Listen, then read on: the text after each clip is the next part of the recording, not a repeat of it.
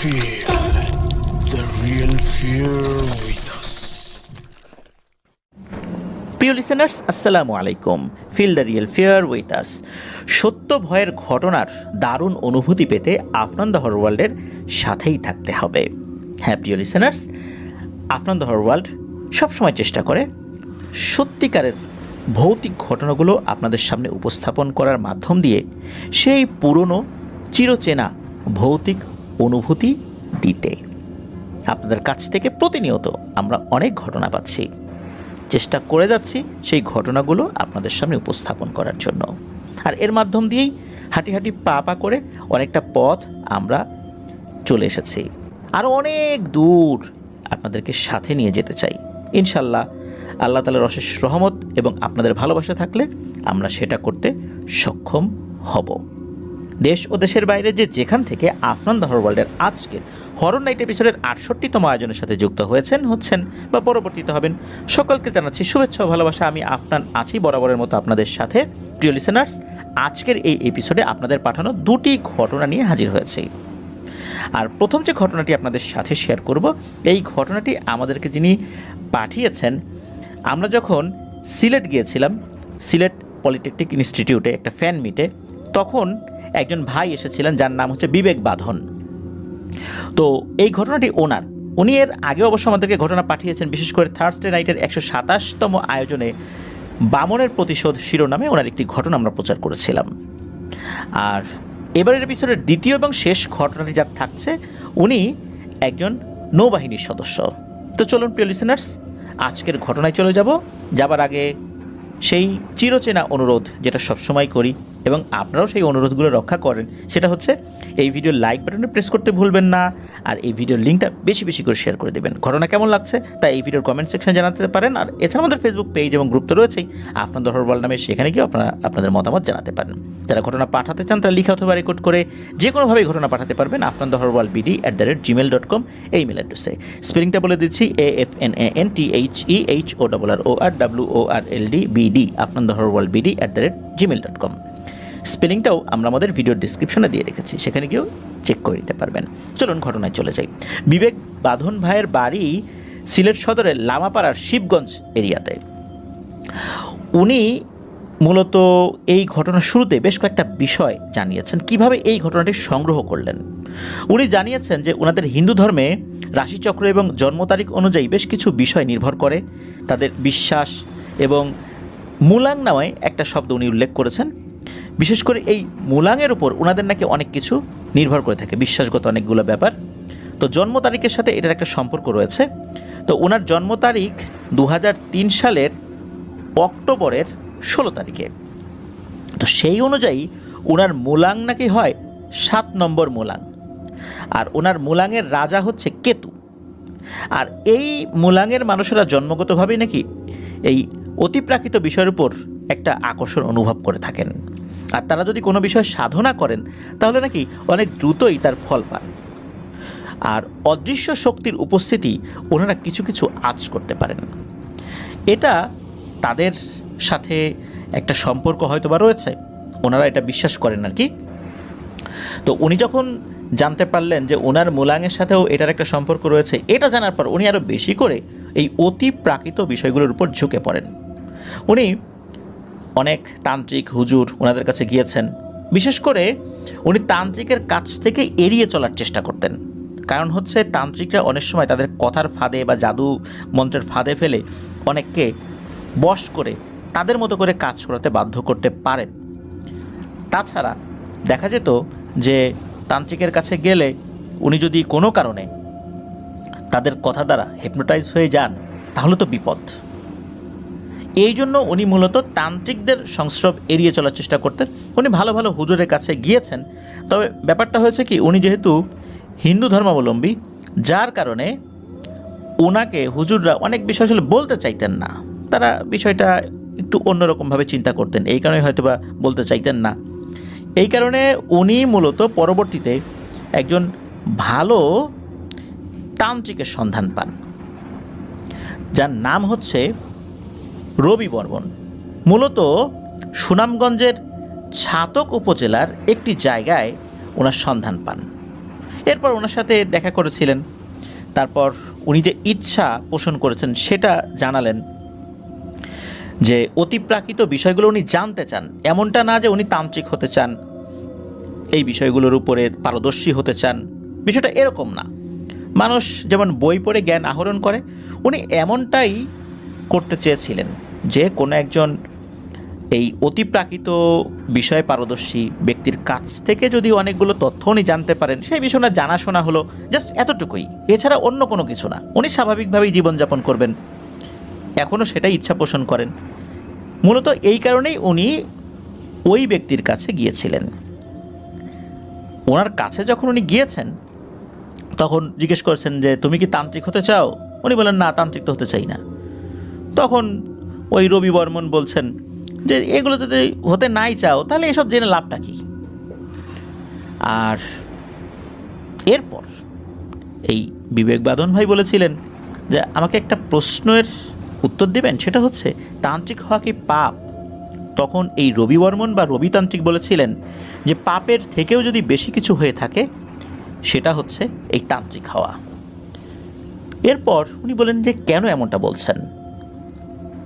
তখন উনি বলেন যে যেই মানুষ এই পথে চলে আসে তার অনেক কিছু হারাতে হয়। এরপর উনি আরও জানান যে একটা জিনিস খুব ভালো করে জীবন থেকে চলে যায়, পরিবার পরিজন আত্মীয় স্বজন, এটা কারো কারো থাকে কারো কারো থাকে না, তবে একটা জিনিস কারোর মধ্যেই থাকে না, তা হচ্ছে মনের শান্তি, মনের প্রশান্তি। এই জিনিসগুলো একদমই মন থেকে চলে যায়। এই বিষয়টা যখন রবিতান্ত্রিক এই বিবেক বাঁধন ভাইকে জানালেন, এরপর ওনার জীবনের কিছু ঘটনা শুনতে চাইলেন। তখন উনি মোটামুটি 1 ঘন্টার কাছাকাছি সময়ে ওনার জীবনের একটি ঘটনা বলতে ওনার জীবনের বিভিন্ন ধাপে তো বিভিন্ন ধরনের ঘটনা ঘটেছে, সেগুলো অতি সংক্ষিপ্ত আকারে, সেগুলোর খুব ডিটেলসে যান নাই উনি। ডিটেলসে যা আসলে সম্ভবপরও ছিল না। উনি গল্প বলার মতো করে ওনার জীবনের ঘটে যাওয়া কিছু কিছু বিষয়গুলো অতি সংক্ষিপ্ত আকারে বিবেক বাঁধন ভাইকে শেয়ার করেন এবং কিছু পরামর্শও দিয়ে দেন। ওনার জীবনের সেই ব্যাপারগুলো এখন আপনাদের সামনে তুলে ধরার চেষ্টা করব। তো রবিতান্ত্রিক উনি বলা শুরু করেন যে ওনার বয়স যখন 2 বছর তখন ওনার বাবা মারা গিয়েছিলেন। পরিবারে তখন উনি, ওনার মা, ওনার বড় 2টি বোন এবং ওনার দাদি। ওনার দাদিও কবিরাজ ছিলেন, কিন্তু ওনার কাছে মানুষজন খুবই কম আসতো, যার কারণে ওনার আয় উপার্জন তেমন একটা হতো না। ওনার বাবা কবিরাজ ছিলেন, আর এই রবিতান্ত্রিকের মা চা বাগানে কাজ করে সংসার চালাতেন। যখন এই রবিতান্ত্রিকের বয়স 10 বছর হয়, উনিও মানুষের বাড়িতে বাড়িতে গিয়ে কাজ করা শুরু করেন। ধীরে ধীরে বড় হচ্ছেন, বড় 2টি বোনের বিয়েও হয়ে গেছে। ওনার বয়স যখন 14 বছর তখন ওনার দাদিও মারা যান। তার মৃত্যুটাও নাকি রহস্যময়ভাবে হয়েছিল। ওনার দাদির লাশ যখন পাওয়া যায় তখন দেখা গেল মুখ দিয়ে রক্ত ঝরছে আর ঘাটটা ভাঙা। মুখ দিয়ে রক্ত ঝরতে ঝরতে একটা সময় সেই রক্ত শুকিয়ে কালচে বর্ণ ধারণ করেছিল। তার মানে হচ্ছে যে অনেক আগেই মারা গিয়েছিলেন, বেশ অনেকক্ষণ পরে ওনারা টের পেয়েছিলেন। নিজের রুমের মধ্যেই ছিলেন, রাত্রেবেলা খাওয়া দাওয়া করে ঘুমিয়েছেন। সকালবেলা ওনার উঠতে দেরি দেখে যখন রবিতান্ত্রিকের মা তাকে ডাকতে গিয়েছেন তখন এই অবস্থায় দেখতে পান। তো অনেকেই নাকি বলাবলি করেছিল যে এই ভদ্রমহিলাও যেহেতু কবিরাজ ছিলেন, এই কারণে জিনেরাই তাকে মেরে ফেলেছে।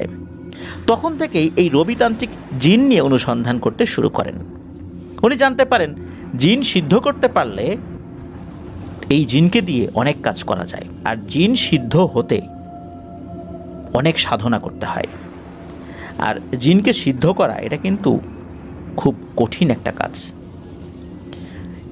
এই দাদির মৃত্যুর পর থেকে প্রবল ইচ্ছাশক্তি নিয়ে উনি একজন তান্ত্রিকের খোঁজে লেগে পড়েন। ওনার বয়স যখন 16 বছর তখন দেখা হয়ে যায় সিলেটের অনেক বড় একজন তান্ত্রিক, ওনার নাম ছিল গয়া কবিরাজ।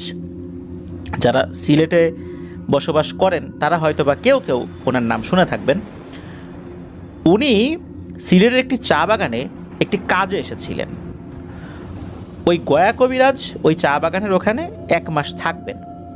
তো যখন ওনারা বিভিন্নভাবে আলোচনা করছেন যারা আশেপাশে রয়েছেন। এরকম আলোচনার একটা সূত্র ধরেই এই রবিতান্ত্রিক খবর পান এই গয়া কবিরাজের কথা। এরপর তার কাছে গিয়েছেন, ইচ্ছার কথা জানিয়েছেন। তখন ওই গয়া কবিরাজ একদম সাফ না করে দেন যে না রে বাপু, আমি তোকে কোনো শিক্ষা টিক্ষা দিতে পারবো না। এরপর গয়া কবিরাজের পায়ে পড়ে যান এই রবিতান্ত্রিক, কিন্তু এক লাথি দিয়ে দূরে সরিয়ে দিয়ে উনি ওনার রুমে গিয়ে দরজা লাগিয়ে দেন ভেতর থেকে। এরপর ওনার মনের ভিতরে, বিশেষ করে এই রবিতান্ত্রিকের মনের ভিতরে অনেক বেশি করে জেদ চেপে বসে। পুরো 2টা দিন ওনার ঘরের পাশে না খেয়ে পড়ে আছেন। এদিকে রবিতান্ত্রিকের মা এসে অনেক বুঝান সুজান, কিন্তু না, কোনো কথা শোনেন নাই, ওইখানেই ছিলেন। 2 দিন পর সকালবেলা গয়াতান্ত্রিক ওনাকে ডেকে ঘরে নিয়ে যান, নিয়ে 2টি কলা খেতে দেন আর বলেন যে তোকে আমি শিক্ষা দেব, এগুলাকে খেয়ে নে। উনি কোনো কথা না বলে 2টি কলা মুহূর্তের মধ্যে খেয়ে ফেলেন। এরপর গয়াতান্ত্রিক বলেন তুই এখন বাড়ি যা, গোসল কর, খাওয়া দাওয়া কর, ঘুমা, কালকে সকালবেলা আমার কাছে আসবি, তারপর তোর সাথে আমি কথাবার্তা বলবো আর কি। এরপর এই রবিতান্ত্রিক আর কোনো কথা না বাড়িয়ে বাড়িতে চলে আসেন। ওনার মা ওনাকে অনেক আটকানোর চেষ্টা করেছিলেন যে খবরদার বাবা, এই পথে যাস না, তোর বাবা তোর দাদি এই তান্ত্রিক হওয়ার কারণে আমাদেরকে ছেড়ে চলে গেছে। স্বাভাবিক মৃত্যু হলে একটা কথা ছিল, তাদের মৃত্যু তো স্বাভাবিক না, তুই কেন এসব পাপ কাজের রাস্তায় যেতে চাস? রবিতান্ত্রিক ওনার মায়ের কথার কোনো পাত্তাই দেন নাই, খাওয়া দাওয়া করে ঘুমিয়ে পড়েছেন। পরদিন সকালবেলা অল্প কিছু খাবার খেয়ে আবার চলে যান সেই গয়া কবিরাজের কাছে। তো গয়া কবিরাজ ওনাকে দেখে ওনার কাছে ডেকে নেন, আর উনিও বলেন যে এইসব কাজ তো সবার দ্বারা সম্ভব হয় না রে বাবা, আর এই সমস্ত কাজে আসলে পৃথিবীর অনেক মায়া মহব্বত থেকে নিজেকে মুক্ত করতে হয়। এই কাজ যারা একবার শুরু করে তাদের জীবনে শান্তির ঘুমটা একদম হারিয়ে যায়। সারাক্ষণ একটা আতঙ্ক তাদেরকে ঘিরে থাকে, কখন কি হয়, কখন কি হয়, কখন কোন অদৃশ্য শক্তি এসে ক্ষতি করে বসে। আর পরিবার থেকে এই কারণেই বিচ্যুত থাকতে হয়, বা পরিবার ওইভাবে হয়ে ওঠে না, কারণ হচ্ছে পরিবারের সদস্যরা সবসময় নিয়মের মধ্যে থাকতে পারে না। আর তখনই কোনো তান্ত্রিকের কাজের প্রতিশোধ নেয় ওই অশরীরীগুলো প্রথমে তান্ত্রিকের পরিবারের উপরে। কারণ পরিবারের সদস্যরা দেখা যাচ্ছে যে ছোটোখাটো বাচ্চা আছে, বাচ্চাগুলো অনেক সময় বড় ধরনের বিপদে পড়ে, তান্ত্রিকের স্ত্রী বিপদে পড়ে। এই জন্য এই কাজে যারা নামে তারা পরিবার থেকে বিচ্যুত হয়ে থাকে, অধিকাংশ ক্ষেত্রে এটাই দেখা যায় আর কি। আর আতঙ্ক তো থাকেই, এই জন্যই ওই গয়া কবিরাজ বলে যে বাবা রে, এই সমস্ত কাজে আসতে হয় না, তুই ভালো করে বুঝে শুনে দেখ। তখন রবিতান্ত্রিক জানান যে আমার আর বুঝতে শুনতে হবে না, আমি দৃঢ়চেতা মানুষ, আমি এ কাজ করবই। এরপর গয়া কবিরাজ বলেন ঠিক আছে, তোর জেদ দেখে ভাল লাগছে, আমি তোকে শিক্ষা দেব, আপাতত তোর পরিবার ছেড়ে চলে আসতে হবে, আবার যখন শিক্ষা শেষ করবি তখন পরিবারের কাছে চলে আসবি। আর মনে রাখিস, শিক্ষা শেষ না হওয়া পর্যন্ত পরিবারের কাছে আসা কিন্তু নিষেধ। এক বাক্যে রাজি হয়ে যান রবিতান্ত্রিক। এর 5 দিন পর পরিবারের সদস্যদেরকে, বিশেষ করে তার বড় বোনরা তো বিয়ে হয়ে গেছিল, তার মাই ছিল পরিবারে তখন, মাকে না বলেই উনি গয়াতান্ত্রিকের কাছে চলে আসেন আর গয়াতান্ত্রিকের সাথে চট্টগ্রামে চলে যান। গয়াতান্ত্রিক মূলত চট্টগ্রামের পাহাড়ি এলাকায় বসবাস করতেন। মাকে জাস্ট এতটুকুই বলেছিলেন যে একটা কাজে অন্য জায়গায় যাচ্ছি, আসতে 2-3 দিন সময় লাগবে। তার মা কিছুটা আঁচ করতে পেরেছেন, কিন্তু কোথায় যাচ্ছেন এই বিষয়ে কিছু বলেন নাই। মায়ের মনে একটা সন্দেহ জাগে, উনি যেতে দিতে নাকি চাইছিলেন না, কিন্তু কি মনে করে বলেন যে আচ্ছা ঠিক আছে যা, তাড়াতাড়ি চলে আসিস। আসলে কোন কাজে যাচ্ছে এইটা তো বলে নাই। সেই অর্থে তার মাকে না বলে উনি চলে আসছেন। চট্টগ্রামের যেই জায়গাটাতে নাকি গিয়েছিলেন সেই জায়গাটার নাম হচ্ছে চন্দ্রকান্ত পাহাড়। এটা নিয়েও অনেক ধরনের কথা প্রচলিত আছে, অনেক লোকের অনেক ধরনের বিশ্বাস প্রচলিত আছে এই পাহাড়কে ঘিরে।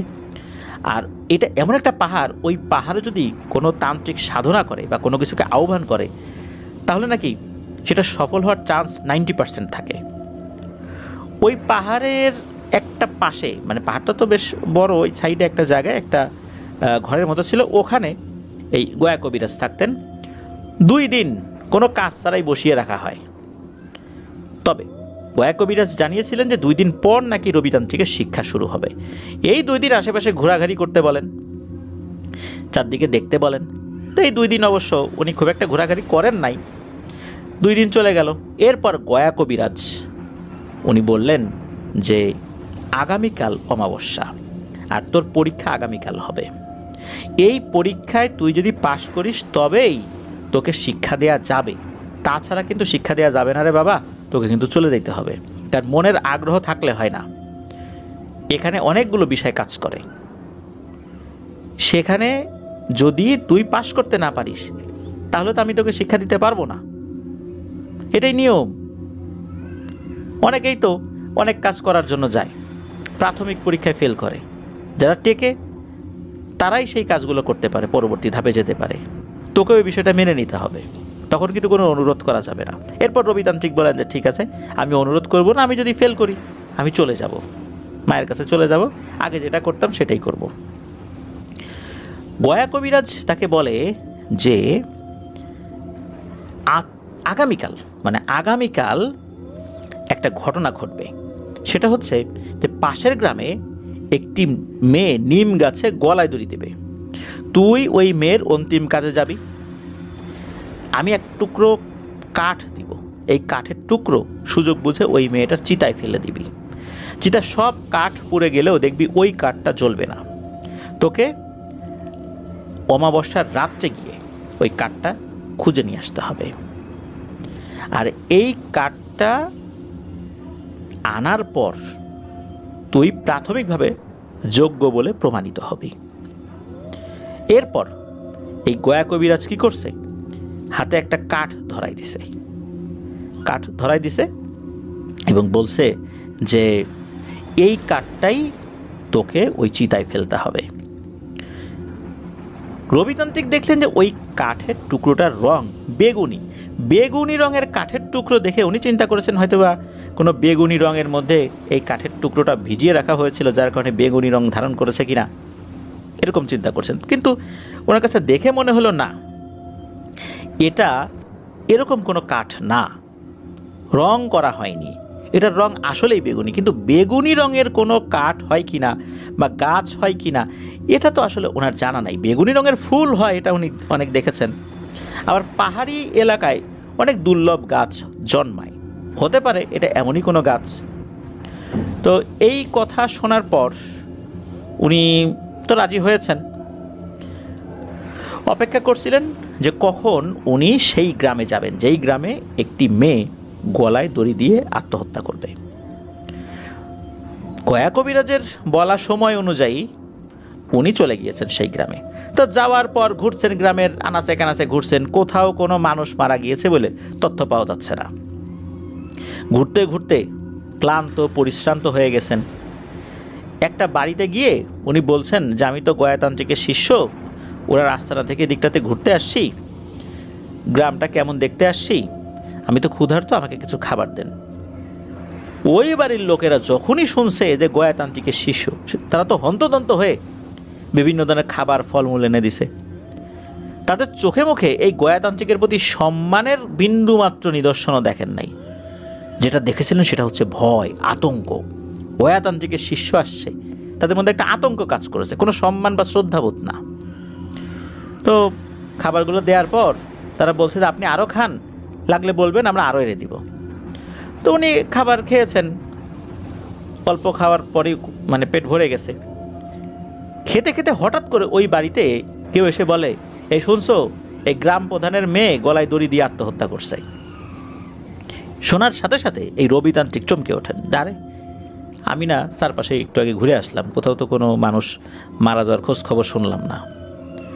তো এরকম হন্তদন্ত হয়ে ছুটে আসছে। উনি খেতে খেতেই বলছেন যে আচ্ছা বলেন তো এই ঘটনাটা কখন ঘটছে। তখন ওই লোকটা বলছে যে এই হবে আধা ঘন্টা 1 ঘন্টা আগে হবে আর কি।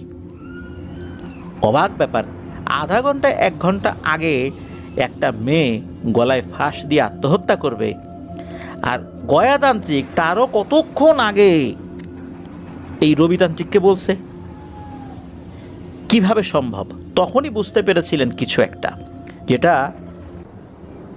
ওনার চূড়ান্তভাবে বুঝতে অনেক সময় লেগেছিল, যে গয়াতান্ত্রিক কিভাবে এই জিনিসটা বলেছিলেন, কিভাবে একটা মানুষের মৃত্যু সম্পর্কে আগাম তথ্য জেনেছিলেন। কারণ মানুষের মৃত্যু কখন হবে এটা তো কেউ বলতে পারে না। মানুষ যদি জানতো যে ওই ব্যক্তির মৃত্যু ওই জায়গায় হবে, তাহলে সে তাকে গিয়ে জানিয়ে দিত। আর কোনো মানুষ যদি জানতো তার মৃত্যু কখন হবে, তাহলে তো তার মৃত্যুর সময় সেখানে যেতই না, বা সে একটা অন্যরকমের পদক্ষেপ গ্রহণ করত। তো এই বিষয়টা উনি বুঝতে পেরেছিলেন, রবিতান্ত্রিক, যে এখানে কিছু একটা আছে, কিছু একটা কিন্তু আছে।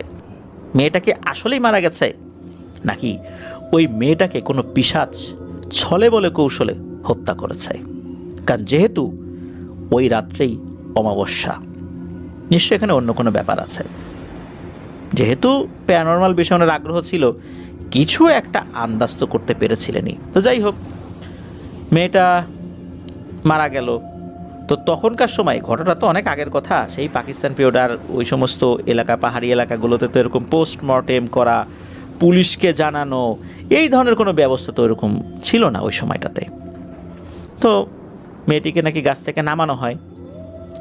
ওই মেয়েটা যেখানে ঝুলছিল সেখানে কিন্তু এই রবিতান্ত্রিক গিয়েছিলেন। এরপর পরিবারের সদস্যরা ধর্মীয় রীতিনীতি শেষ করে, অতি দ্রুততার সাথে শেষ করে, মেয়েটিকে শ্মশানের দিকে নিয়ে যেতে থাকে। তবে নিয়ে যেতে যেতে নাকি সন্ধ্যা ঘনিয়ে এসেছিল, মোটামুটি সন্ধ্যার পরে চিতায় তোলা হয়।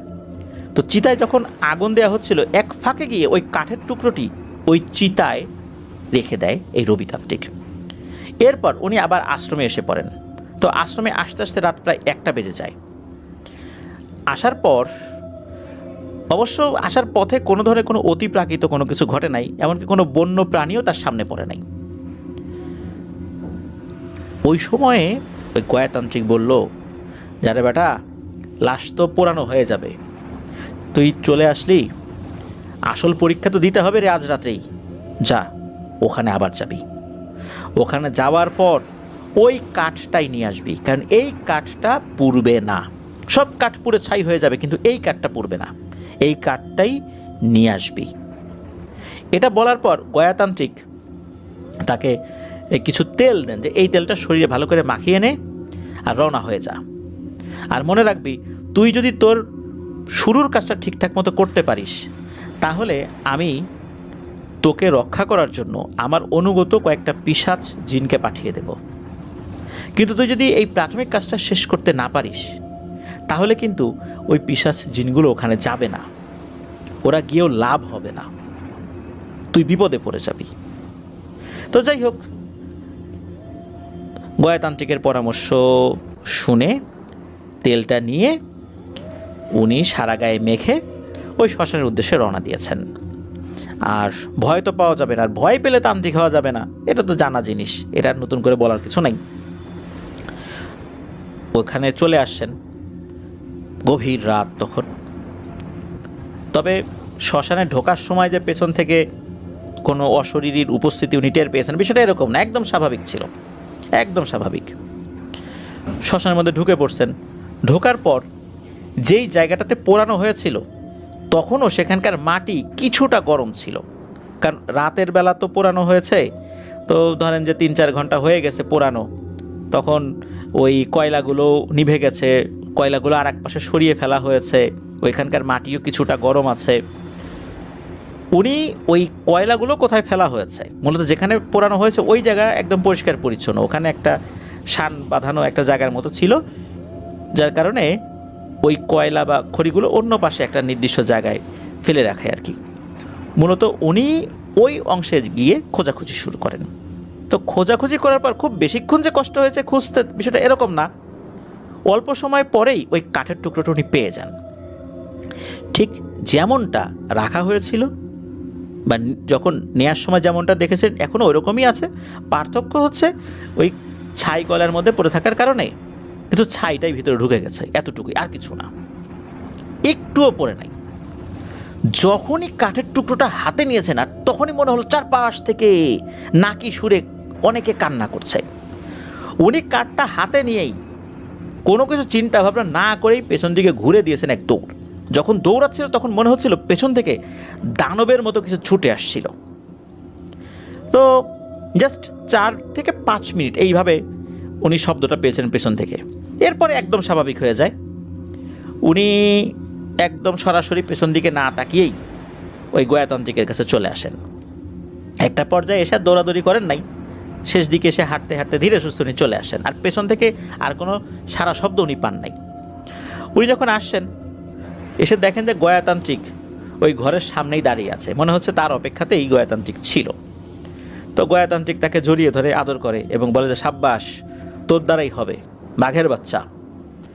তোর আগে 3 জন এই কাজ করতে গিয়ে অসফল হয়ে ফেরত এসেছে, শুধু তুই পেরেছিস সফলভাবে কাজটা করতে। তোকে আমি আমার সব থেকে কাছের ছাত্র বানাবো।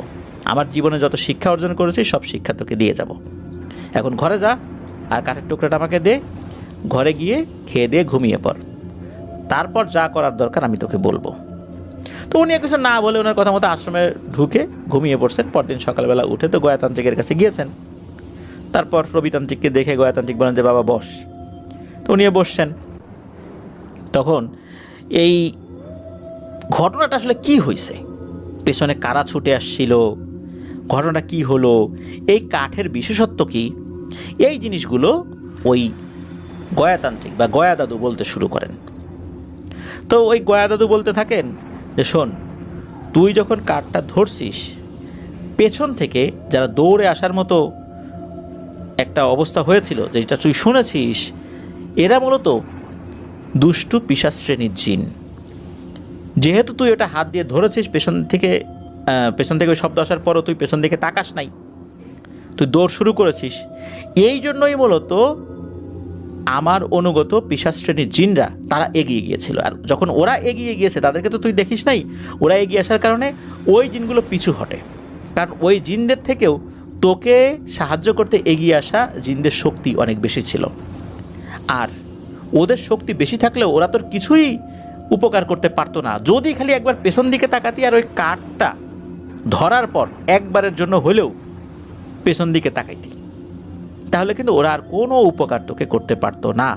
তখন ওদের থেকে ওই নিচু শ্রেণীর কম শক্তিশালী পিশাচদের শক্তি বেশি হয়ে যেত তোর ক্ষতি করার জন্য। যেহেতু তুই পারছিস, এই জন্য ওরাও তোকে সাহায্য করার জন্য এগিয়ে আসছে, আর ওরা ওই দুষ্টু পিশাচগুলো পালাই গেছে। এর আগে 3 জন কি করেছিল, এইটা যখন রবিতান্ত্রিক জিজ্ঞেস করেন, তখন ওই গয়া দাদু বলেন যে, অন্য 3 জন কাঠের টুকরো হাতে নেওয়ার পর যখন কান্নাকাটির আওয়াজ আসছে, তখন এরা ভয় পেয়ে গেছে। ভয় পেয়ে ওই কাঠের টুকরো ওখানে ফেলে রেখেই নাকি দৌড় দিয়েছে। তখন ওই পিশাচ জিনগুলো ওদের ক্ষতি করেছে বলতে জানে মারে নাই, তবে ক্ষতি করেছে, হাত পা ভেঙে দিয়েছে। তবে ওরা সকলেই এখনও নাকি প্রাণে বেঁচে আছে। মানে ওই দাদু এটাই বলেছিলেন আর কি ওই সময়। এরাও ছাত্র হতে আসছিল, খুব সাহসী ছিল, অনেক অনুনয় বিনয় করে, এই যে রবিতান্ত্রিকের মতোই আর কি, অনেক অনুনয় বিনয় করে নাসরবান্দা, ছাত্র হবেই, শিখবেই এগুলা, ওইভাবে আসছিল। কিন্তু শেষ পর্যন্ত আর পারে নাই। কাঠ আনতে গিয়েই তাদের সব জেদ আগ্রহ শেষ হয়ে গেছে। তো যাই হোক, এই বিষয়গুলো বলেন আর কি গয়া দাদু। এরপর রবিতান্ত্রিক বলেন যে, আচ্ছা, এই কাঠের টুকরো দিয়ে কি হবে? তখনই বলেন, অনেক কিছু হবে, সময় আসলে দেখতে পারবি। আগামী অমাবস্যায় এই কাঠ দিয়ে আমরা অনেক বড় একটা শক্তিকে বশ করব। তবে আগামী অমাবস্যার আগে তোকে অনেক কিছু শিখতে হবে। প্রায় 1 মাস সময় আছে, তো তোকে ছোট বড় বেশ কিছু বিদ্যা অর্জন করতে হবে। এগুলো আমি আস্তে আস্তে শিখাই দেব। তো এই 1 মাসের মধ্যে রবিতান্ত্রিক বেশ কিছু ছোটোখাটো বিদ্যা শিখে ফেলেন। ওই গয়া দাদু, মানে গয়াতান্ত্রিক বা গয়া কবিরাজ যিনি, উনি এইগুলো তাকে শেখান। 1 মাস পার হয়ে যায়, অমাবস্যার রাত চলে আসে। তখন এই রবিতান্ত্রিক আর গয়া দাদু রওনা দেন সেই শ্মশানের উদ্দেশ্যে।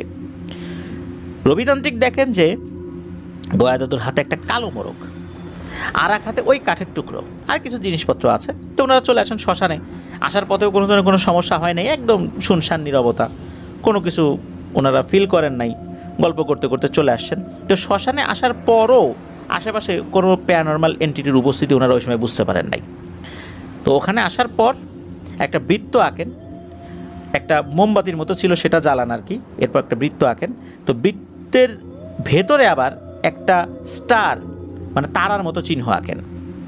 এর উত্তর দিকে আর একটা বৃত্ত আঁকেন, সেখানে এই রবিতান্ত্রিককে বসতে বলেন। এরপর ওই গয়া দাদু বলেন যে আমি এখন সাধনায় বসবো, একটু পর একটা জিনিস আসবে, সেটা তুই দেখতে পাবি, আর এই জিনিসটা তোকে কিন্তু কিছু প্রশ্ন করবে, তুই সবগুলোর উত্তরে হ্যাঁ বলবি। মনে রাখিস, যদি একবার না বলিস তাহলে কিন্তু অনেক বড় ক্ষতি হয়ে যাবে। রবিতান্ত্রিক বলেন যে কি শক্তি আসবে, ওই শক্তিটা কি পিশাচ? তখন গয়া দাদু বললেন, আরে বেটা, এটা শুধু পিশাচ না, পিশাচের উপরেও যদি কিছু থাকে সেইটা। মনে রাখবি, এরা হচ্ছে পাতালের শক্তি, এরা মাটির নিচে থাকে, এরা সাধারণত বাইরে বের হয় না। এদেরকে বের করার একটা বিশেষ পদ্ধতি আছে। এই পদ্ধতিটা আমি তোকে পরবর্তীতে কোনো একটা সময় জানাই দেব, যদি আমি মনে করি। তুই কিন্তু খবরদার বৃত্ত থেকে বের হোস না, যদি বের হোস সাথে সাথে কিন্তু মারা পড়বি। তো রবি দাদুও তো বৃত্তের ভিতরে বসে আছে আর চিন্তা করছেন, যেহেতু গয়া দাদু পাশে আছেন আর খুব একটা বেশি চিন্তার কিছু নাই। রাত আনুমানিক কয়টা এটা আসলে বুঝতে পারেন নাই, তবে আনুমানিক 12টার পরে হবে আর কি, এমনটাই চিন্তা করেছিলেন এই রবিতান্ত্রিক। এদিকে ওই গয়া দাদু বসে বসে কী যেন মন্ত্র আওড়াচ্ছেন, এটা অবশ্য বুঝতে পারছেন না এই রবিতান্ত্রিক। ঘণ্টাখানেকের মতো এরকমটা পড়েছিলেন। ঘণ্টাখানেক পরই মনে হলো আশেপাশে সব কিছু যেন পরিবর্তিত হয়ে যাচ্ছে, ঝড় উঠে আসছে এরকম কিছু। এর আগে যে একদম শুনশান নীরব শান্ত পরিবেশ ছিল, বিষয়টা এরকম না। চিন্তা করেছিলেন এখানে ভয়ঙ্কর আকৃতির কোনো একটা দানব এসে হাজির হবে, কিন্তু ওনাকে নিরাশ করে দিয়ে একটা অদ্ভুত জিনিস সামনে আসে। 5 থেকে 6 ইঞ্চি উচ্চতার বাচ্চাদের মতো দুটো এন্টিটি আসে, দেখতে খুবই সুন্দর। কোনটা ছেলে কোনটা মেয়ে বোঝা যাচ্ছিল না, মনে হচ্ছিল জলজ্যান্ত দুটি পুতুল এসেছে।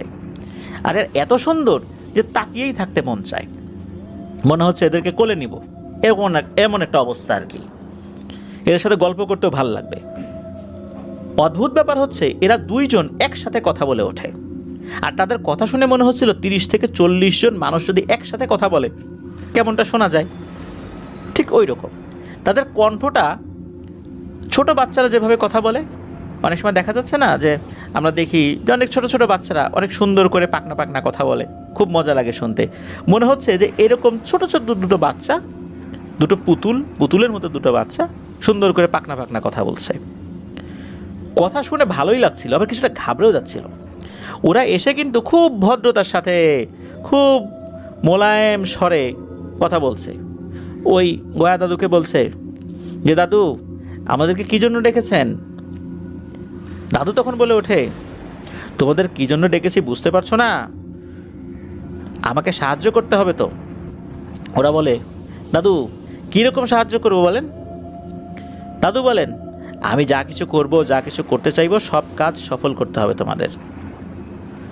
ওরা বলে ওঠে যে আহারে, আমাদের বইয়েই গেছে, তোমাকে কেন সাহায্য করব? দাদু বলে ওঠেন, আমি তোমাদেরকে বেগুনি চন্দন গাছের কাঠ দিয়ে আহ্বান করেছি, তাই আমাকে সাহায্য করবে।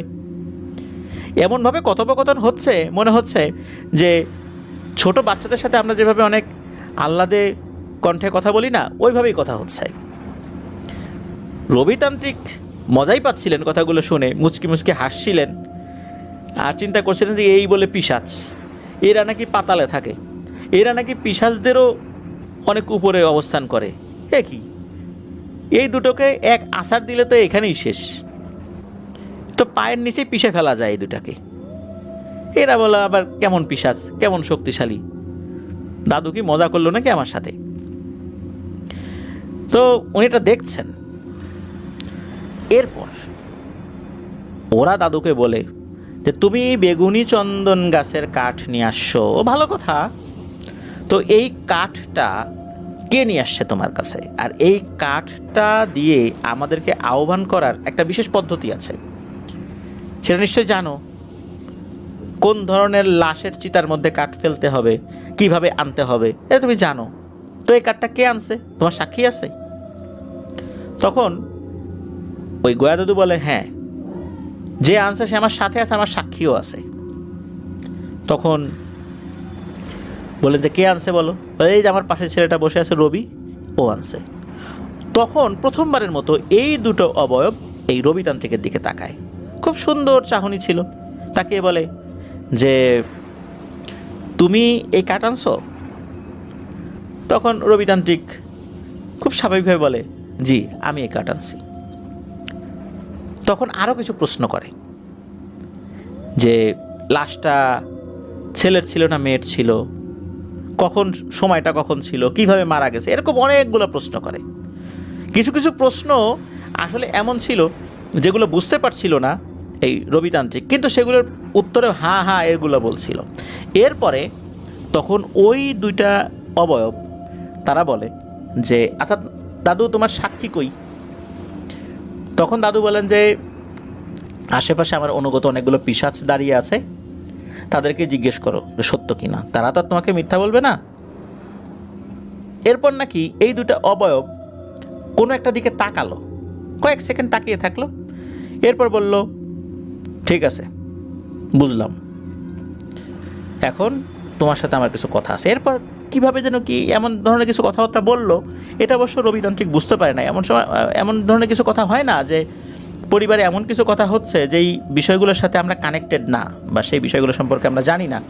হয়তোবা শব্দগুলো আমরা শুনতে পারি, কিন্তু এটা যে কোন বিষয়ে হচ্ছে এইটার মর্মার্থ আমরা বুঝতে পারি না। ওরকম টাইপের কিছু কথা হয়। কথা বলার পর ওরা হাঁটতে হাঁটতে অন্ধকারে কোথায় যেন চলে যায়। এরপর দাদু বলে যে এখন কিন্তু বের হওয়া যাবে না, ভোরের আলো ফোটার পর বের হতে হবে। ভোরের আলো ফোটার পর দাদুও বৃত্ত থেকে বের হন। এরপর এই রবিতান্ত্রিককেও বের হতে বলেন। এরপর রবিতান্ত্রিক বলে আচ্ছা দাদু বলেন তো এই দুইটা জিনিস কি ছিল? এটা তো খুবই সুন্দর, এরা না পিশাচদেরও অনেক উপরে অবস্থান করে, এইটা কিন্তু এ কি দেখলাম, এ তো কিছুই না, এদের আবার শক্তি কিসের? তখন গয়া দাদু বললেন এখন না রে বাপু, পরে বলবো, চল আগে আশ্রমে যাই, একটু বিশ্রাম করি, সারা রাত জেগে আসি, একটু ঘুমাই, খাওয়া দাওয়া করি, এরপরে বলবো। এরপর ওরা আশ্রমে চলে আসছেন। আশ্রমে আসার পরে যার যার ঘরে চলে গেছেন। দুপুরের দিকে দাদু নিজেই এই রবিতান্ত্রিকের যে ঘরটা উনি দিয়েছিলেন আর কি, সেই ঘরে আসেন। তখন অবশ্য রবিতান্ত্রিক ঘুমাচ্ছেন। ঘুম থেকে ডেকে তোলেন। এরপর বলতে শুরু করেন যে শোন, কালকে যেই দুটা অবয়বকে দেখেছিলি, তান্ত্রিকরা এদেরকে বলে হচ্ছে লিলিপুট। এরা উচ্চতায় 6 ইঞ্চির বেশি হয় না। তবে তুই এদেরকে অতি সাধারণ মনে করছিস না? না, এরা সাধারণ কোনো পিশাচ নয়, এরা পাতালে থাকে। এদেরকে কিন্তু বশ করা যায় না। তুই মনে করিস না যে এদেরকে আমি বশ করছি। এদেরকে ডাকা যায়, এদেরকে আহ্বান করা যায়, এদেরকে কোনো কাজ করার দায়িত্ব দেওয়া যায় নির্দিষ্ট পদ্ধতি অবলম্বন করে, কিন্তু বশ করা যায় না। একটু বুদ্ধি খাটায় এদেরকে দিয়ে কাজ করাইতে হয়, এই আর কি। কিন্তু বশ করার দুঃসাহস কেউ করে না। আর এরা যে কাজে হাত দেবে সে কাজ 100% সফল হয়। এদের সাথে লড়াই করার ক্ষমতা অনেক পিশাচের থাকেই না। অনেক শক্তিশালী পিশাচও এদের সাথে লড়াই করার সাহস করে না, সাহস করলেও হেরে যায়। এদের শক্তি যে কত, এইটা শুধু পিশাচরা বলতে পারে, যারা শক্তিশালী পিশাচ। এটা মানুষের ধারণার ভিতরে এটা নাই। এদেরকে ডাকার একমাত্র পদ্ধতি হচ্ছে এই বেগুনি চন্দন গাছের কাঠ দ্বারা। আর শুধু বেগুনি চন্দন গাছের কাঠ দিয়ে ডাকলে কিন্তু হয় না, এটা পিশাচ সিদ্ধ করতে হয়। আর যেই পদ্ধতিতে পিশাচ সিদ্ধ করতে হয় তুই ওই পদ্ধতি অবলম্বন করে কাঠটা নিয়ে আসছিস, এই জন্যই শুধু এরা আসছে। আর এই যে বেগুনি চন্দন গাছ, এটা 100 বছরে একটা জন্ম নেয়। সাধারণ কোনো মানুষ এই গাছ কখনোই চিনতে পারে না, শুধু কিছু কিছু পাহাড়ে আর পাহাড়ের নির্দিষ্ট কিছু জায়গায় এই গাছ জন্মাইতে পারে। এই গাছের কাঠ সংগ্রহ করা অত্যন্ত দুরূহ ব্যাপার। অনেক লোক মারফত খোঁজ খবর নিয়ে এগুলো সংগ্রহ করতে হয়, কিন্তু লোকে এটা চেনে না। এই গাছ চিনতে গেলেও 10 বছর সাধনা করতে হয়, তারপরও মানুষ ভুল করে, চেনা যায় না। এই গাছ সংগ্রহ করতে গিয়ে কত মানুষ যে বাঘের পেটে গেছে, ভাল্লুকের পেটে গেছে তার ঠিক নেই। ভূতে না ধরলেও বাঘ, ভাল্লুক, সাপের কামড়, এতেই অনেক তান্ত্রিকের জীবন গেছে। কেন অনেক দুর্গম এরিয়াতে এটা থাকে, এই জন্য। এটা সবার কাজ না। এরপর এই গয়া দাদু রবিতান্ত্রিককে বলেন যে বাবারে, এখন থেকে তোকে কঠিন সাধনা শুরু করতে হবে, এরপর তুই অনেক বড় সাধক হবি, এটা বলেন। এরপর চলে যায় প্রায় 5 বছর। এই 5 বছরে মোটামুটি অনেক কিছুই রবিতান্ত্রিক শিখতে পেরেছিলেন। এর মধ্যে অনেক পিশাচ সাধনাও শিখে অনেক ধরনের পিশাচকে বশ করে ফেলছেন। এর মধ্যে উনি জানতে পারেন কর্ণ পিশাচিনী ও যক্ষিণী বশ করলে অনেক শক্তি অর্জন করা যায়। এরপর দাদুকে বলছেন যে দাদু, আমি কর্ণ পিশাচিনী ও যক্ষিণী বশ করতে চাই। এ কথা শোনার সাথে সাথে দাদু বলেন যে খবরদার, ভুলেও কাজ করতে যাস না রে বাপ। তুই জানিস না এই কর্ণ পিশাচিনী আর যক্ষিণী এরা কি? এরা খুবই ভয়ঙ্কর প্রকৃতির পিশাচ, তোর জীবনকে একদম নরক বানায় ফেলবে। এদেরকে ডাকতে হলে কঠিন সাধনা করতে হয়। তবে মনে রাখিস, এদের যে সাধনা করার প্রক্রিয়া, এটা খুব নিচু প্রকৃতির সাধনা। এগুলা অনেক ভালো তান্ত্রিক যারা, তারা এগুলা করতে চায় না, কারণ এগুলো নিচু প্রকৃতির সাধনা। তবে সাধনাটা কঠিন, তবে এগুলার মর্যাদা অনেক নিচু। এই কারণে এত কষ্ট করে এই নিচু লেভেলের সাধনা কেউ করতে চায় না। আর এদেরকে ডাকতে হলে অবশ্যই গুরুর কথা মতো চলতে হয়। আর আমি গুরু হয়ে তোকে এই অনুমতি দিতে পারবো না। এদিকে রবিতান্ত্রিক 5 বছরে তো অনেক কিছু শিখে গেছেন, তার ভিতরে এক ধরনের অহংকারও কাজ করে। কারণ একমাত্র শিষ্য ওই সময় সেই ছিল, রবিতান্ত্রিক ছিল, এই গয়া কবিরাজের বা গয়াতান্ত্রিকের। চিন্তা করছে যে আমি তো অনেক কিছু শিখে ফেলছি, কেন আমাকে কর্ণ পিশাচিনী এবং যক্ষিণীর সাধনা সে শেখাবে না? নিশ্চয়ই এটা অনেক শক্তিশালী, মিথ্যা বলতেছে আমাকে, সে ইচ্ছা করে শেখাবে না। এক কথায় দুই কথায় তার সাথে কথা কাটাকাটি শুরু হয়ে যায়। এক পর্যায়ে নাকি রবিতান্ত্রিক বলে যে দেখেন, আপনি আমাকে পারমিশন যদি নাও দেন কোনো সমস্যা নেই, আমার শিক্ষা কম আছে নাকি? আর আপনি তো পৃথিবীতে একমাত্র তান্ত্রিক না, আমি অন্য তান্ত্রিকের কাছে যাব, তার কাছ থেকে শিখবো, আপনার কোনো সহযোগিতা লাগবে না। এরপর নাকি অনেক অনুরোধ করেন এই গয়া কবিরাজ যে বাবারে, এর ভিতরে যাস না, আমার কাছে থাক, আরও অনেক কিছু শিখতে পারবি, কিন্তু এই নিম্ন প্রকৃতির জিনিসগুলো শিখিস না। এরপর রবিতান্ত্রিক আর এগুলা আসলে পাত্তা দেন নাই।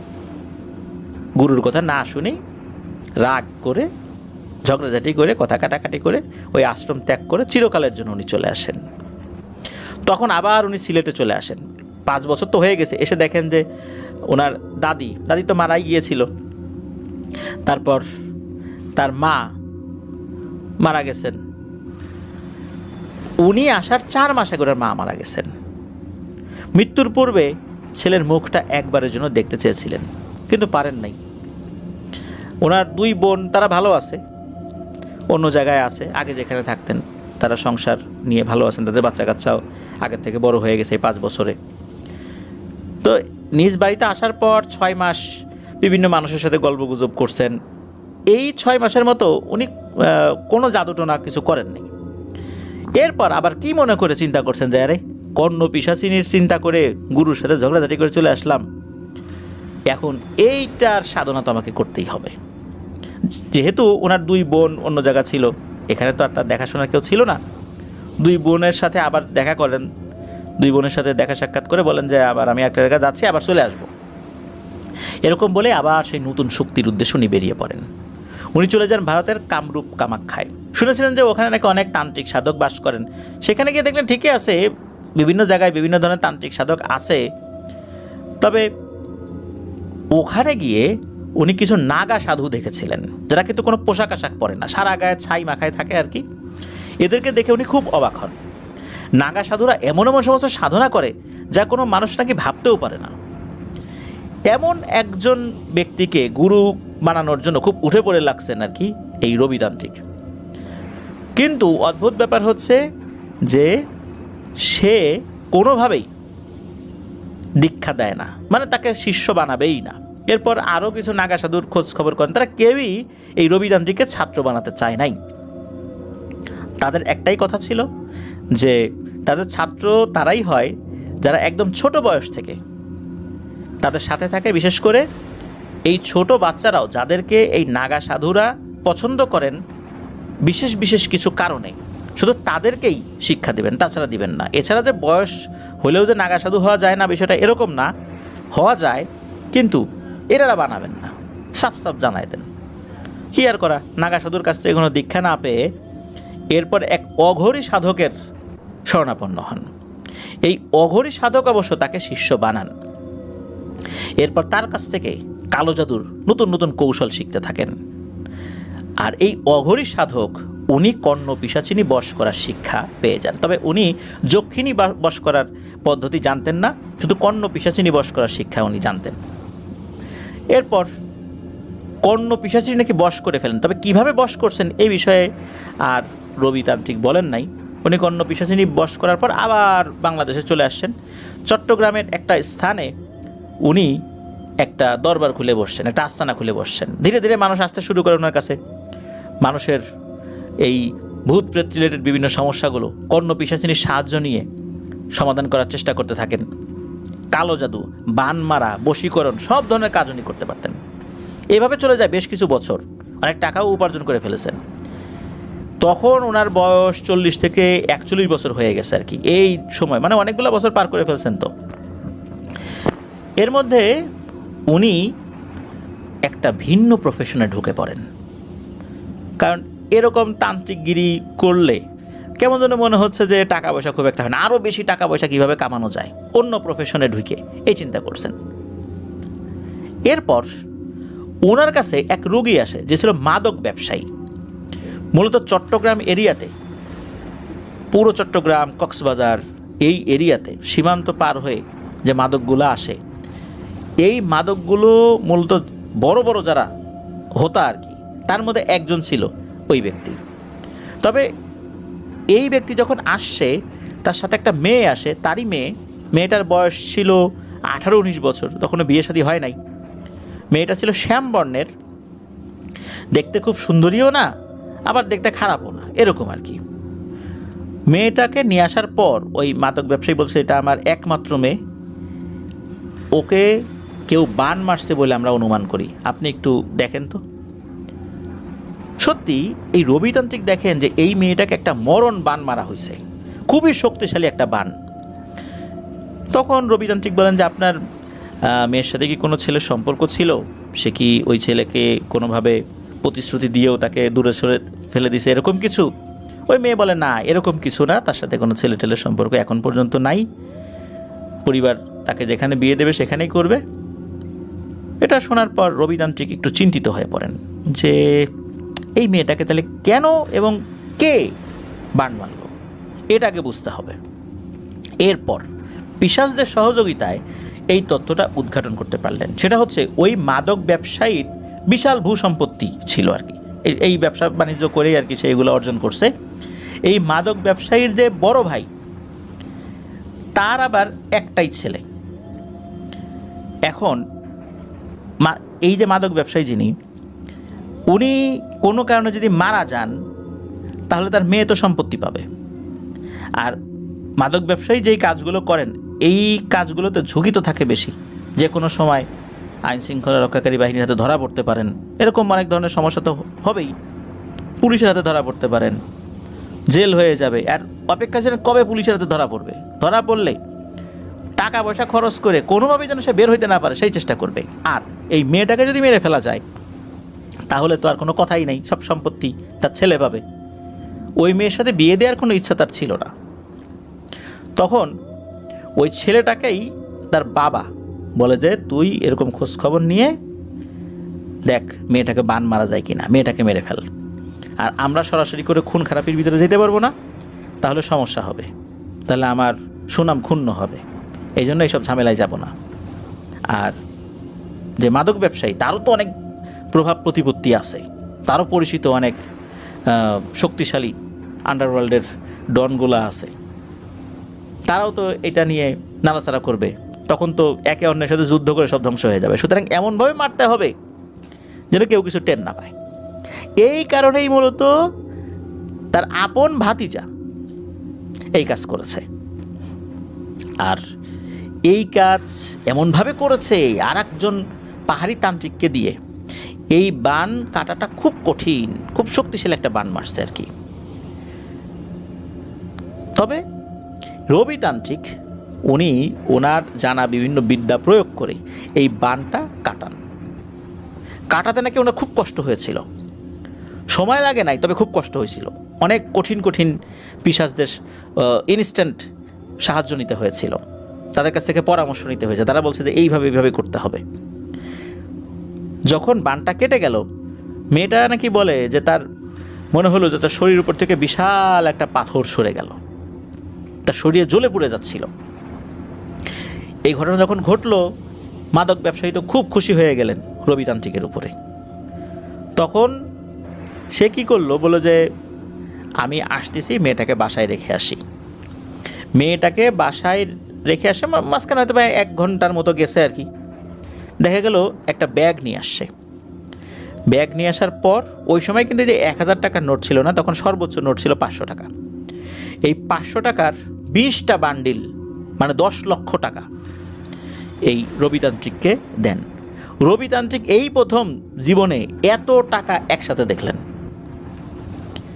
মনে হচ্ছিল যে ওই সময় যদি 1 কোটি টাকাও চাইতো, ওই লোকটা তাই দিত। রবিতান্ত্রিক এতগুলো টাকা একসাথে দেখে তার মনের মধ্যে মারাত্মক একটা লোভ কাজ করে, যারে এই ব্যবসায় এত টাকা, এই তান্ত্রিকগিরি করে জীবনকে একদম তছনছ করে দিয়ে কি লাভ, দেখি ভিন্ন কিছু করা যায় কিনা। তখন ওই মাদক ব্যবসায়ীকে আর একটা কাজের একটা অফার দেন উনি, মানে রবিতান্ত্রিকে। উনি উস্কান যে আপনার মেয়েকে, আপনার ভাতিজা বিনা কারণে, একটা নিষ্পাপ মেয়েকে আপনি অন্য কাজ করেন সেটা ভিন্ন জিনিস, কিন্তু আপনার মেয়ে তো কোনো অপরাধ করে নাই। সম্পত্তি দখলের জন্য আপনার ভাতিজা আপনার মেয়ের উপর এরকম মরণ বান মারছে। আপনার ভাতিজা তো বেঁচে থাকার অধিকার হারায় ফেলছে। আপনি কি চান না আপনার ভাতিজার উপর প্রতিশোধ নিতে? তখন ওই মাদক ব্যবসায়ী বলতে, হ্যাঁ চাই, অবশ্যই চাই, কেন চাবো না। তখন বলেন যে আমি এই কাজে সাহায্য করতে পারি। আপনি বললে 1 দিনের ভেতরে আপনার ভাতিজাকে বান মেরে ফেলবো। এই বান কাটানোর ক্ষমতা বাংলাদেশের কারো নেই। আর বাংলাদেশের বাইরে ওকে নিতেই ও শেষ, ও পথেই শেষ। এই কথা শোনার সাথে সাথে তখন বলে ঠিক আছে, মারেন, যা থাকে কপালে। ওই সময় ইনস্ট্যান্ট বান মারা হয় ওই ছেলের উপরে। পরের দিনই মৃত্যুর খবর আসে।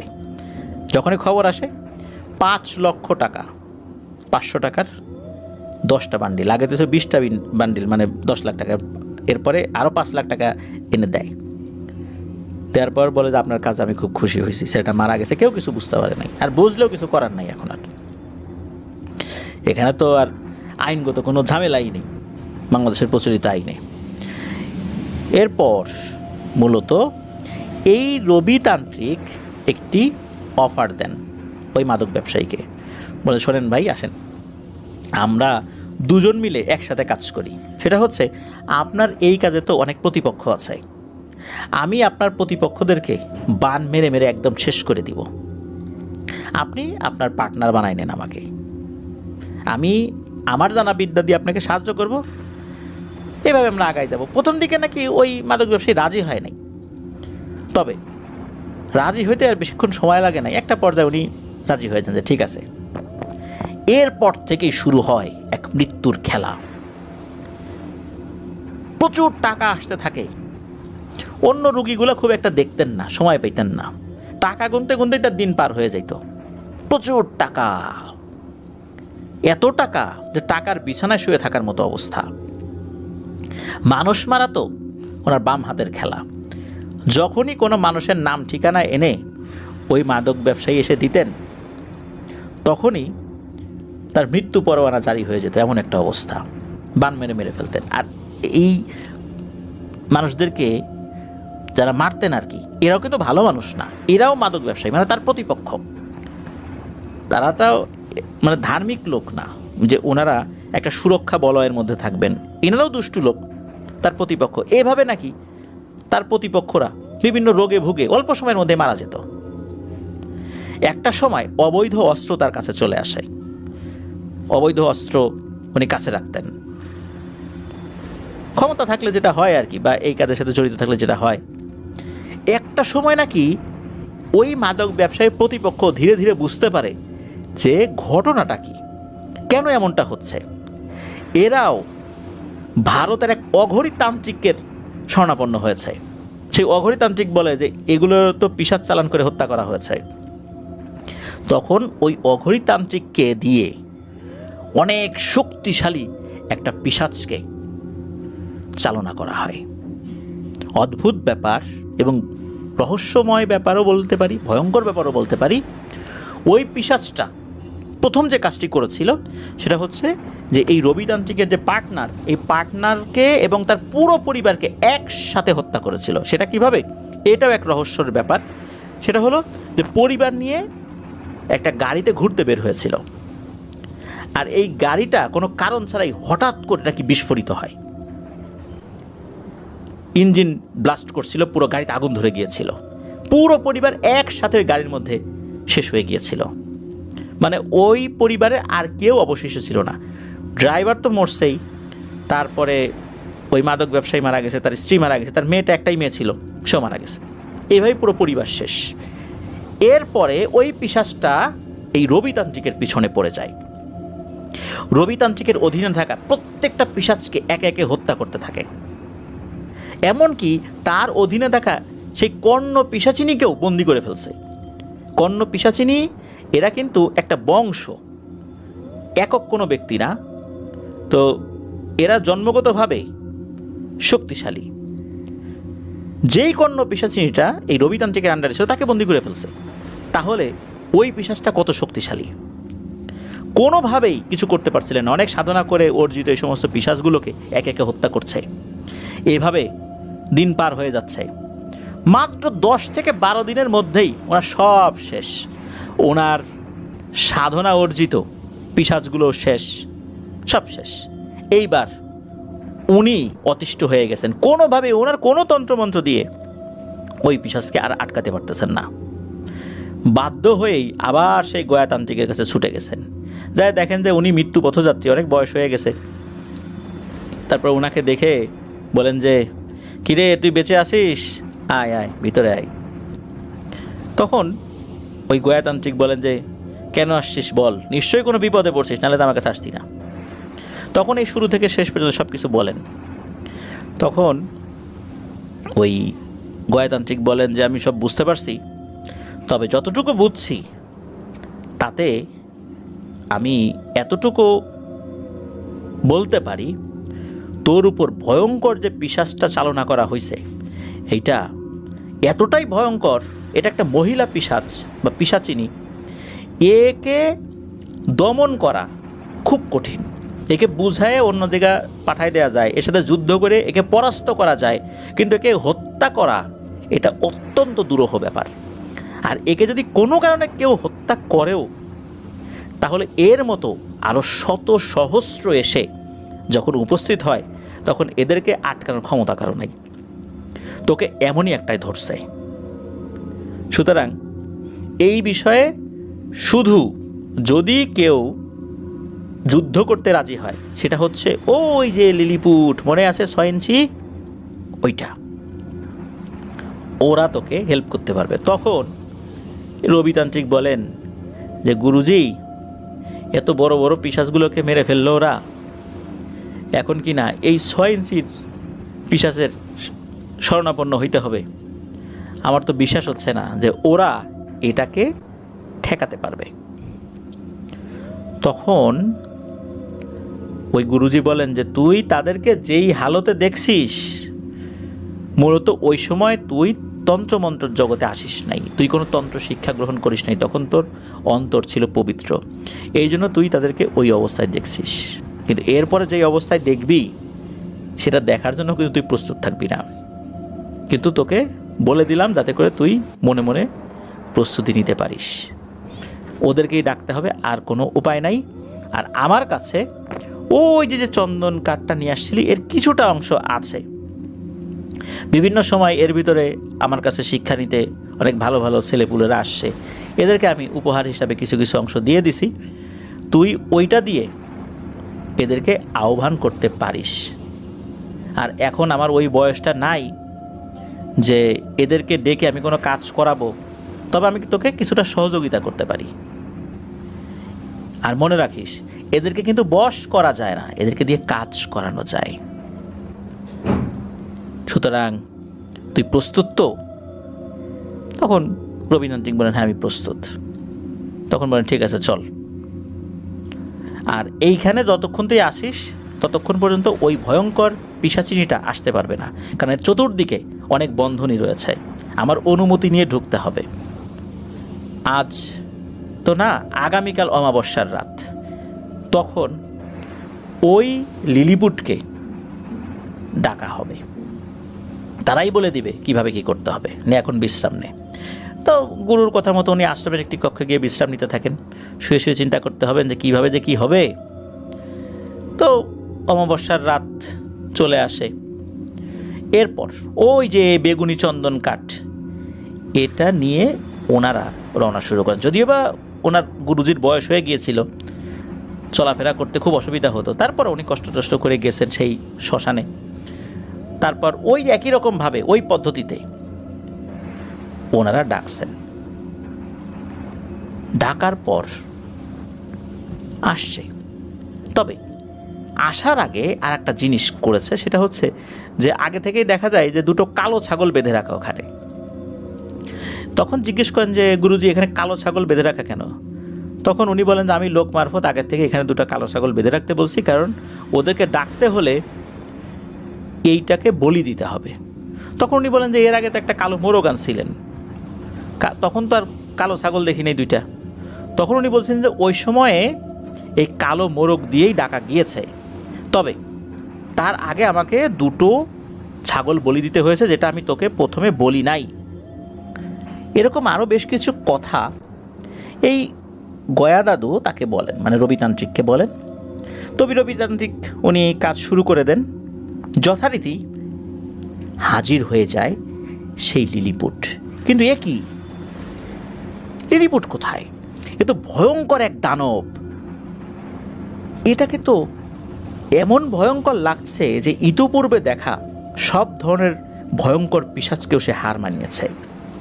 সে সেই বলে, আমাকে কেন ডেকেছিস বল।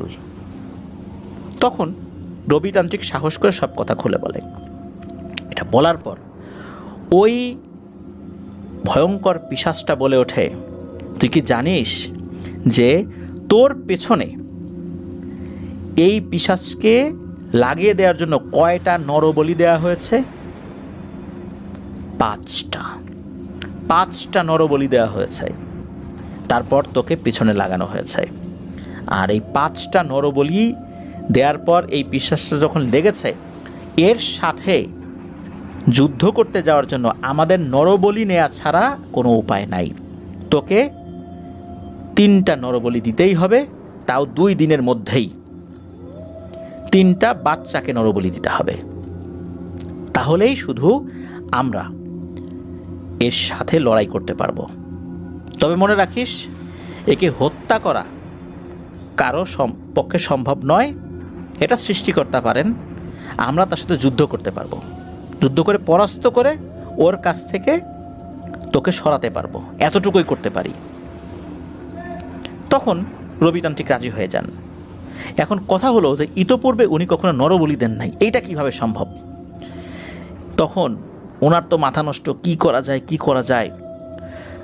এরপর উনি বিভিন্নভাবে কোন পদ্ধতিতে যে করেছিলেন এইটা অবশ্য বলেন নাই, যে কোন পদ্ধতিতে উনি এটা সংগ্রহ করেছিলেন। উনি নাকি 3টা নরবলি দিয়েছিলেন বাচ্চাকে।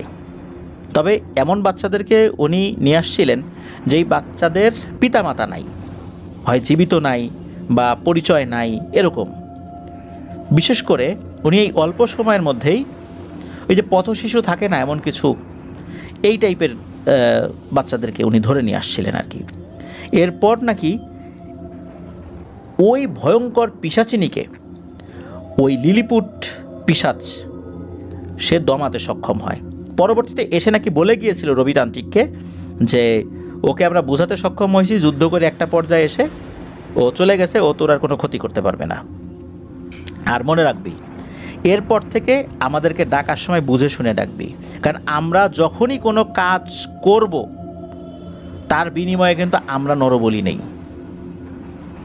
সুতরাং পরবর্তীতে ডাকার সময় নরবলি দিতে হবে আমাদেরকে দিয়ে কাজ করাতে গেলে, ওই চিন্তা করেই ডাকবি, না হলে কিন্তু ডাকবি না। কারণ আমরা কারো বশ মেনে তার আজ্ঞাবহ হতে শিখি নাই। কাজ করে দিব, বিনিময়ে আমরা যা চাবো তাই দিতে হবে।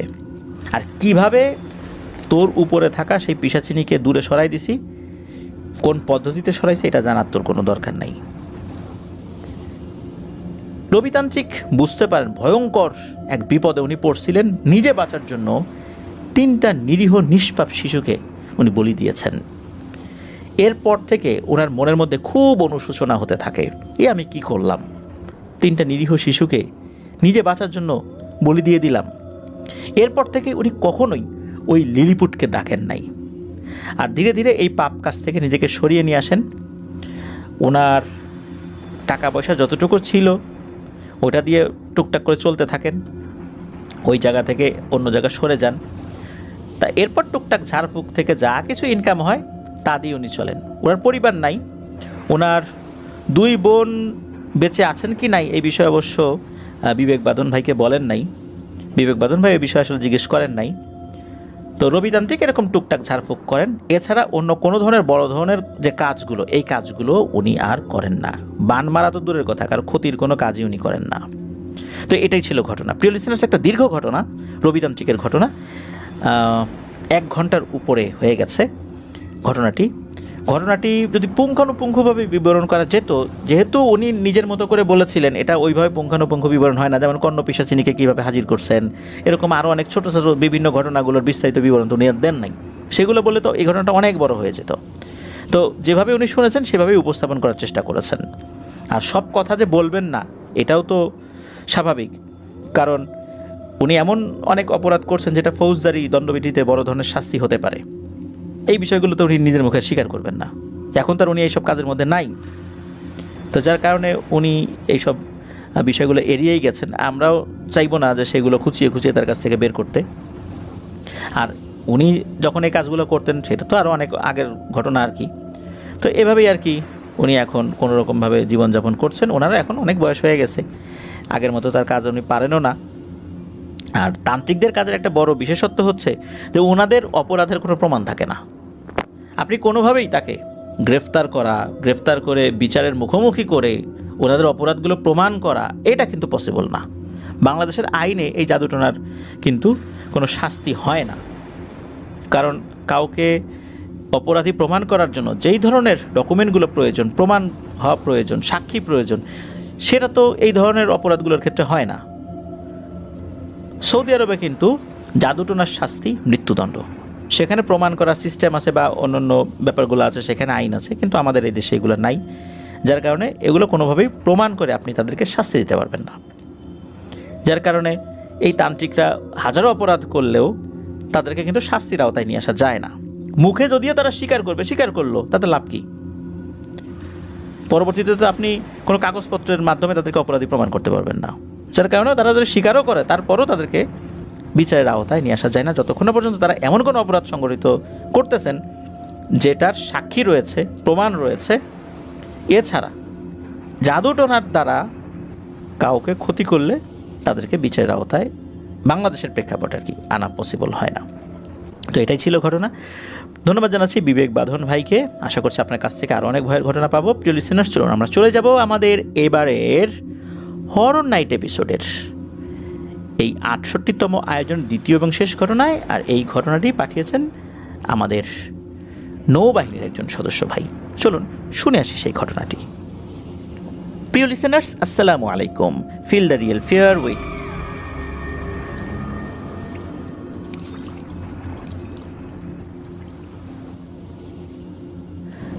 আবারও স্বাগতম জানাচ্ছি প্রিয় লিসেনার্স আমাদের হরর নাইট এপিসোডের ৬৮তম আয়োজনের দ্বিতীয় এবং শেষ ঘটনায়।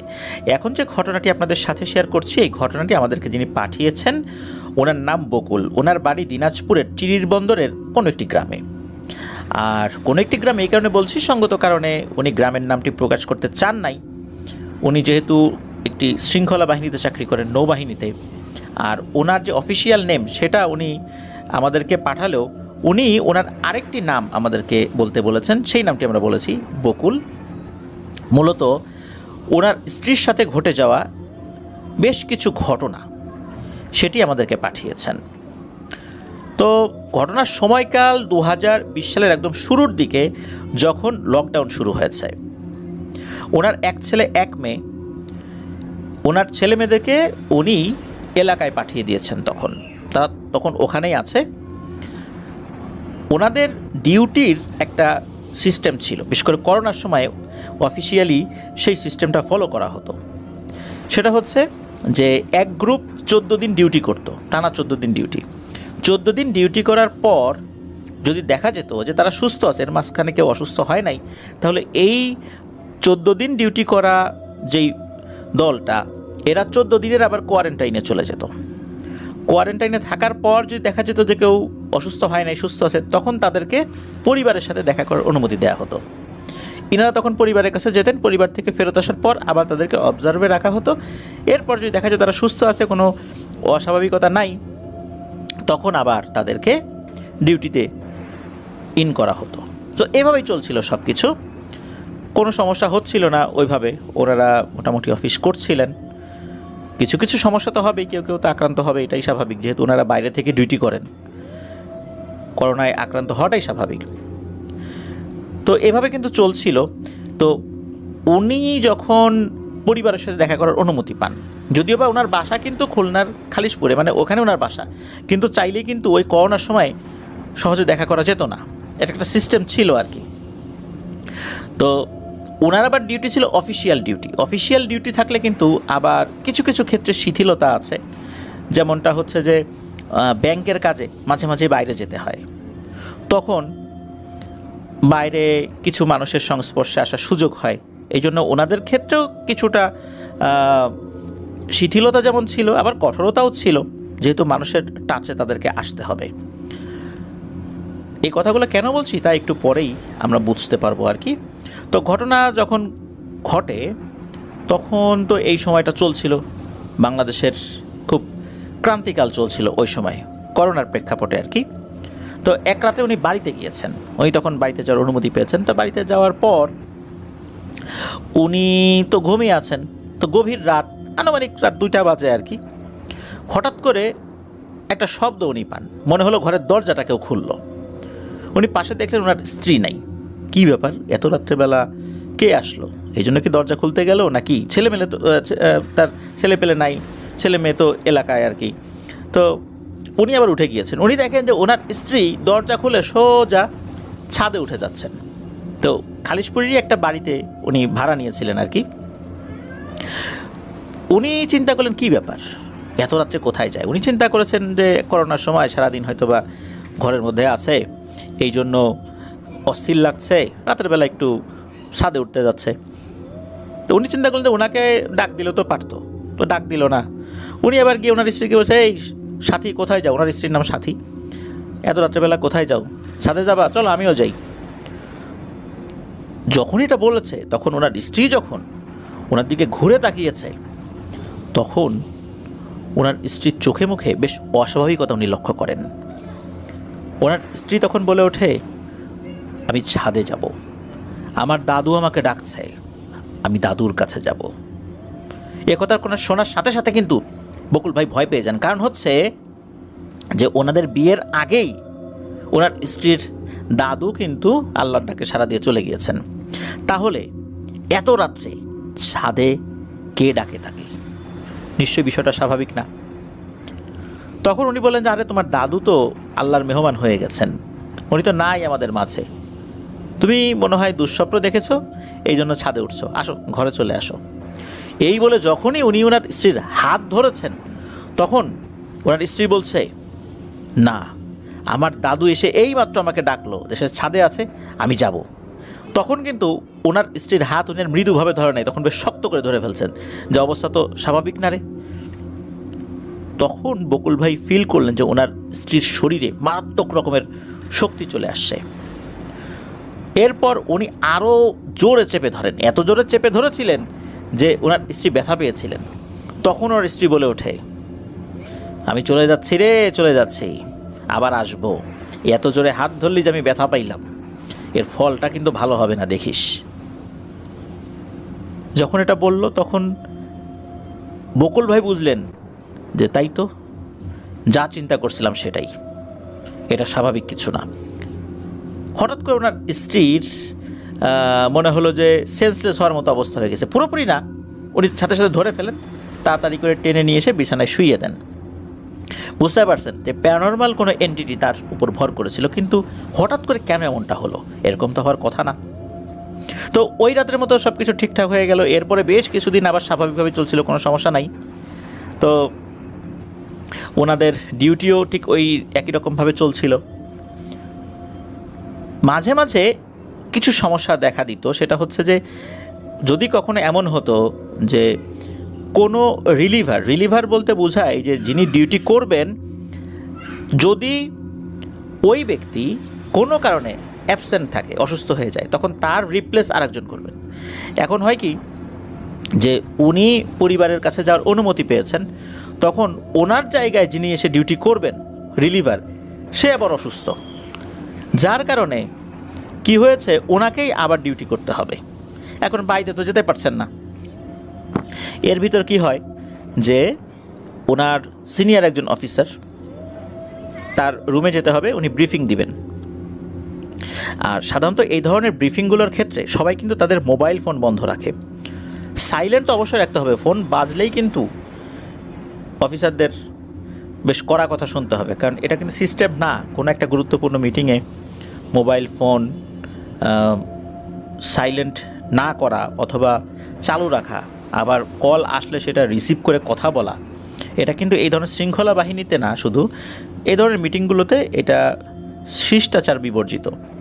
এই কারণে উনি মোবাইল ফোনটা সাইলেন্ট রেখেছিলেন, তবে ভাইব্রেশনটা অন রেখেছিলেন। তো উনি যখন ওনার সিনিয়র অফিসারদের কাছ থেকে ব্রিফিং দিচ্ছিলেন যে পরবর্তীতে কীভাবে কোন কাজ করতে হবে, সবাইকে যখন ব্রিফিং দিচ্ছিল, তখন হঠাৎ করে ওনার ওয়াইফের কল আসে। উনি তখন কেটে দেন কল, তখন তো কথা বলা যাবে না। তো এরকম কয়েকবার কল আসে, উনি কেটে দিয়েছেন। এরপর যখন উনি দেখলেন যে বারবার কল প্রতিনিয়ত করেই যাচ্ছে, এরপর উনি ওই সময় তো আসলে বের হতে পারছেন না, বের হয়ে কলটা রিসিভ করতে পারছেন না, উনি কী করছেন, মোবাইলটা বন্ধ করে দিয়েছেন। এর অল্প সময় পরেই ব্রিফিং শেষ হয়ে যায়, উনি ওই রুম থেকে বাইরে বের হয়ে আসেন। বের হয়ে আসার পর ওনার স্ত্রীকে উনি ফোনটা খুলে আবার কল করেছেন। কল করার পর ওনার স্ত্রী তো অনেক বাজে ভাষায় গালিগালাজ করছে, কেন তার ফোনটা রিসিভ করা হলো না। তো এই ধরনের আচরণ কিন্তু উনি এটা আগে কখনো দেখেন নাই। উনি অবাক হয়ে যান যে তুমি আমার সাথে এরকম করে খারাপ আচরণ করতেছো কেন। তখন ওনার স্ত্রীও গালিগালাজ শুরু করে দেয়। এরপর ওনার স্ত্রী বলেন যে আমাকে এক্ষুনি একটা ফোন কিনে দিবা, অথবা তোমার ফোনটা আমাকে দিয়ে যাবা, আমার এই ফোন নষ্ট, কথা শোনা যায় না। তখন মাসের শেষ, ওনার হাতে টাকা নাই, এখন নতুন আর একটা ফোন কীভাবে কিনবেন। উনি বলে আচ্ছা ঠিক আছে, তাহলে আমার যে ফোনটা আছে এটা তোমাকে দিচ্ছি, তোমার ফোনটা আমাকে দাও। আর ওই সময় তো বাড়িতে যাওয়া যাবে না, তবে ওনাদের ব্যাংকে কাজ ছিল, প্রতিদিন ব্যাংকিং যেই আওয়ার থাকে আর কি, এর মধ্যে অফিসিয়াল গাড়িতে ওনারা যান। উনি যখন ব্যাংকে যাবেন, ওনার স্ত্রীকে বলা হলো যে তুমি আসো, তখন এক্সচেঞ্জ করে নিব। সেভাবে কিন্তু ফোনটা এক্সচেঞ্জও করে ফেলেন ওনারা। এরপরে যে যার মতো তো চলে আসেন, উনি অফিসে চলে আসছেন, ওনার স্ত্রী আবার চলে গেছে। এর কয়েকদিন পর উনি যখন আবার পরিবারের কাছে যাওয়ার অনুমতি পেয়েছেন, যাওয়ার পর আবার একটা সমস্যা শুরু হয়ে যায়। ওনার ওয়াইফ তো চিৎকার চেঁচামেচি করতে থাকে, বলে এই ফোনটাও নষ্ট, এইটা সেইটা, তুমি আবারও নষ্ট ফোন দিছো, আমাকে ফোন কিনে দিতে হবে। ওনাদের চিৎকার চেঁচামেচিতে ওনাদের যিনি বাড়িওয়ালা উনি চলে আসেন। উনি এসে বলেন যে কী হয়েছে, তখন দেখে যে এরকম চিৎকার চেঁচামেচি, মোবাইল ফোন নিয়ে চিৎকার চেঁচামেচি। একটা পর্যায়ে ফোন টোন নাকি ভেঙে ফেলেছে ওনার ওয়াইফ, নতুন ফোন কিনে দিতে হবে, এক্ষুনি কিনে দিতে হবে, মানে পরের দিনও যাওয়া যাবে না, ওই সময় কিনে দিতে হবে। এই ধরনের ছেলে মানুষই আচরণ একটা পরিণত বয়স্কা মানুষের কাছ থেকে তো আসলে কেউ আশা করে না। তো সেটাই যখন হচ্ছিল তখন আর বাড়িওয়ালা বুঝতে পারেন যে বেশ বড় ধরনের একটা সমস্যা চলছে। তখন ওই বাড়িওয়ালা বলেন যে আচ্ছা ভাবি, আপনি চিৎকার চেঁচামেচি করেন না, আমি ভাইকে টাকা দিচ্ছি, যেহেতু মাসের শেষ, ওনার হাতে টাকা নেই, আমি টাকা দিচ্ছি, আর ওনার সাথে এখনই যায় প্রয়োজনে মোবাইল ফোনের দোকান খোলাই নিয়ে আপনার জন্য একটা ফোন কিনে আনতেছি। এই বলে ওই বাড়িওয়ালা ভদ্রলোক তাকে একটু শান্ত করে এই বকুল ভাইকে সাথে নিয়ে ঘরের বাইরে বের হয়েছেন। এরপর বকুল ভাইয়ের সাথে উনি কথা বলছেন যে ভাই, বিষয়টা তো স্বাভাবিক মনে হচ্ছে না, ওনার আচরণ তো অস্বাভাবিক, এরকমভাবে কথা বলছেন। এর ভিতরে হঠাৎ করেই একটা ধপাস করে শব্দ হলো আর একটা গোঙানির আওয়াজ হলো। তখন ওই বাড়িওয়ালা ভদ্রলোক আর এই বকুল ভাই দৌড় দিয়ে দরজার উপরে চিকন চিকন গ্রিলের মতো একটা ফাঁকা জায়গা থাকে, বিভিন্ন জায়গায় বিভিন্ন বাড়িতে এরকম থাকে আর কি, যেটা দিয়ে ওই দরজার উপর থেকে তাকালে ঘরের ভিতরের একটা দৃশ্য দেখা যায়। ওনারা যখন ওইভাবে দেখার চেষ্টা করছেন তখন দেখতে পেলেন যে ওনাদের শোবার ঘর, যদি ওটা একটা সাইডে ছিল, ওইটার দরজা খোলা, ওখান দিয়ে মূলত ওই গোঙানির শব্দটা আসছে। মনে হচ্ছে যে ফ্লোরে কোনো কিছু একটা পড়ে আছে। এটা দেখার পর ওই বাড়িওয়ালা ভদ্রলোক বললেন যে ভাই, বিষয়টা তো স্বাভাবিক মনে হচ্ছে না, চলেন তো ওই পাশে দেখি। ওনাদের ঘরটা ছিল কিন্তু দ্বিতীয় তলাতে। এখন দ্বিতীয় তলাতে ওনাদের ওই ঘরের যে জানালা, ওইটাতে যাওয়ার জন্য কিন্তু নিচ থেকে প্রথম তলার ওই গ্রিল বে, মানে আরেকটা জানালার গ্রিল বে উপরে উঠতে হবে। যেহেতু উনি শৃঙ্খলা বাহিনীর সদস্য, এই ধরনের ট্রেনিং ওনার ছিল, উনি মোটামুটি খুব সহজেই গ্রিল বে, কার্নিশ বেয়ে উপরে উঠে গিয়েছেন। যাওয়ার পর জানালা দিয়ে যেটা দেখেছেন, এটা দেখে উনি ভয় পেয়ে গিয়েছেন। উনি দেখেন যে ওনার ওয়াইফ ফ্লোরে পড়ে আছে। মূলত ওনার ওয়াইফ ফ্যানের সাথে ওড়না পেঁচিয়ে সুইসাইড করার চেষ্টা করেছিলেন, কিন্তু কোনো কারণে ওড়না ছিঁড়ে অথবা ওই ফ্যানে যেখানে গিট দিয়েছিলেন সেই গিট খুলে নিচে পড়ে যায়। আর পড়ার পর উনি খুব আঘাত পেয়েছেন নিচে, বিশেষ করে ফ্লোরে পড়ার পরে, এই কারণে এরকম শব্দ হচ্ছে। তখন এই বাড়িওয়ালা আর এই বকুল ভাই, ওনারা তো দরজা ভেঙে প্রবেশ করেছেন। দরজা ভেঙে প্রবেশ করার পর তাকে হসপিটালে নিয়ে যাবেন এরকম চেষ্টা করছেন। আর ওই সময় আসলে করোনার সময় তো গাড়ি টাড়ি তো এরকম অ্যাভেলেবল ছিল না, কারণ একটা নির্দিষ্ট সময় পর চলাচল একদম রেস্ট্রিক্টেড হয়ে যেত। দিনের বেলাতেই কিন্তু কোনো ধরনের গণপরিবহন বা এরকম কোনো কিছু বা রিক্সা এগুলো বের হওয়ার অনুমতি ছিল না। এটা তো আমরা ওই সময়ে যেরকম ছিল আমরা তো জানি। তারপরে অনেক কষ্ট করে ওনাকে একটা অটোরিকশা ম্যানেজ করে হসপিটালে নিয়ে যাওয়া হয়। প্রতিমধ্যে পুলিশে আটকে ছিল, যখন দেখা গেল যে অসুস্থ মানুষকে হসপিটালে নিয়ে যাওয়া হচ্ছে তখন তারা ছেড়ে দিয়েছেন আর কি। তারপর ডাক্তার দেখানো হয়, চেক আপ করা হয়। এরপর যখন একটা ওষুধ ডাক্তার সাজেস্ট করেছেন, প্রেসক্রিপশন লিখে দিয়েছেন এবং যে এটা নিয়ে আসতে, তখন ওনার ওয়াইফ বলতে থাকে যে এই বকুল আমার গলা চিপে ধরছে, আমার হাত ভেঙে দিয়েছে, আমাকে মেরে চোখ নষ্ট করে দিয়েছে।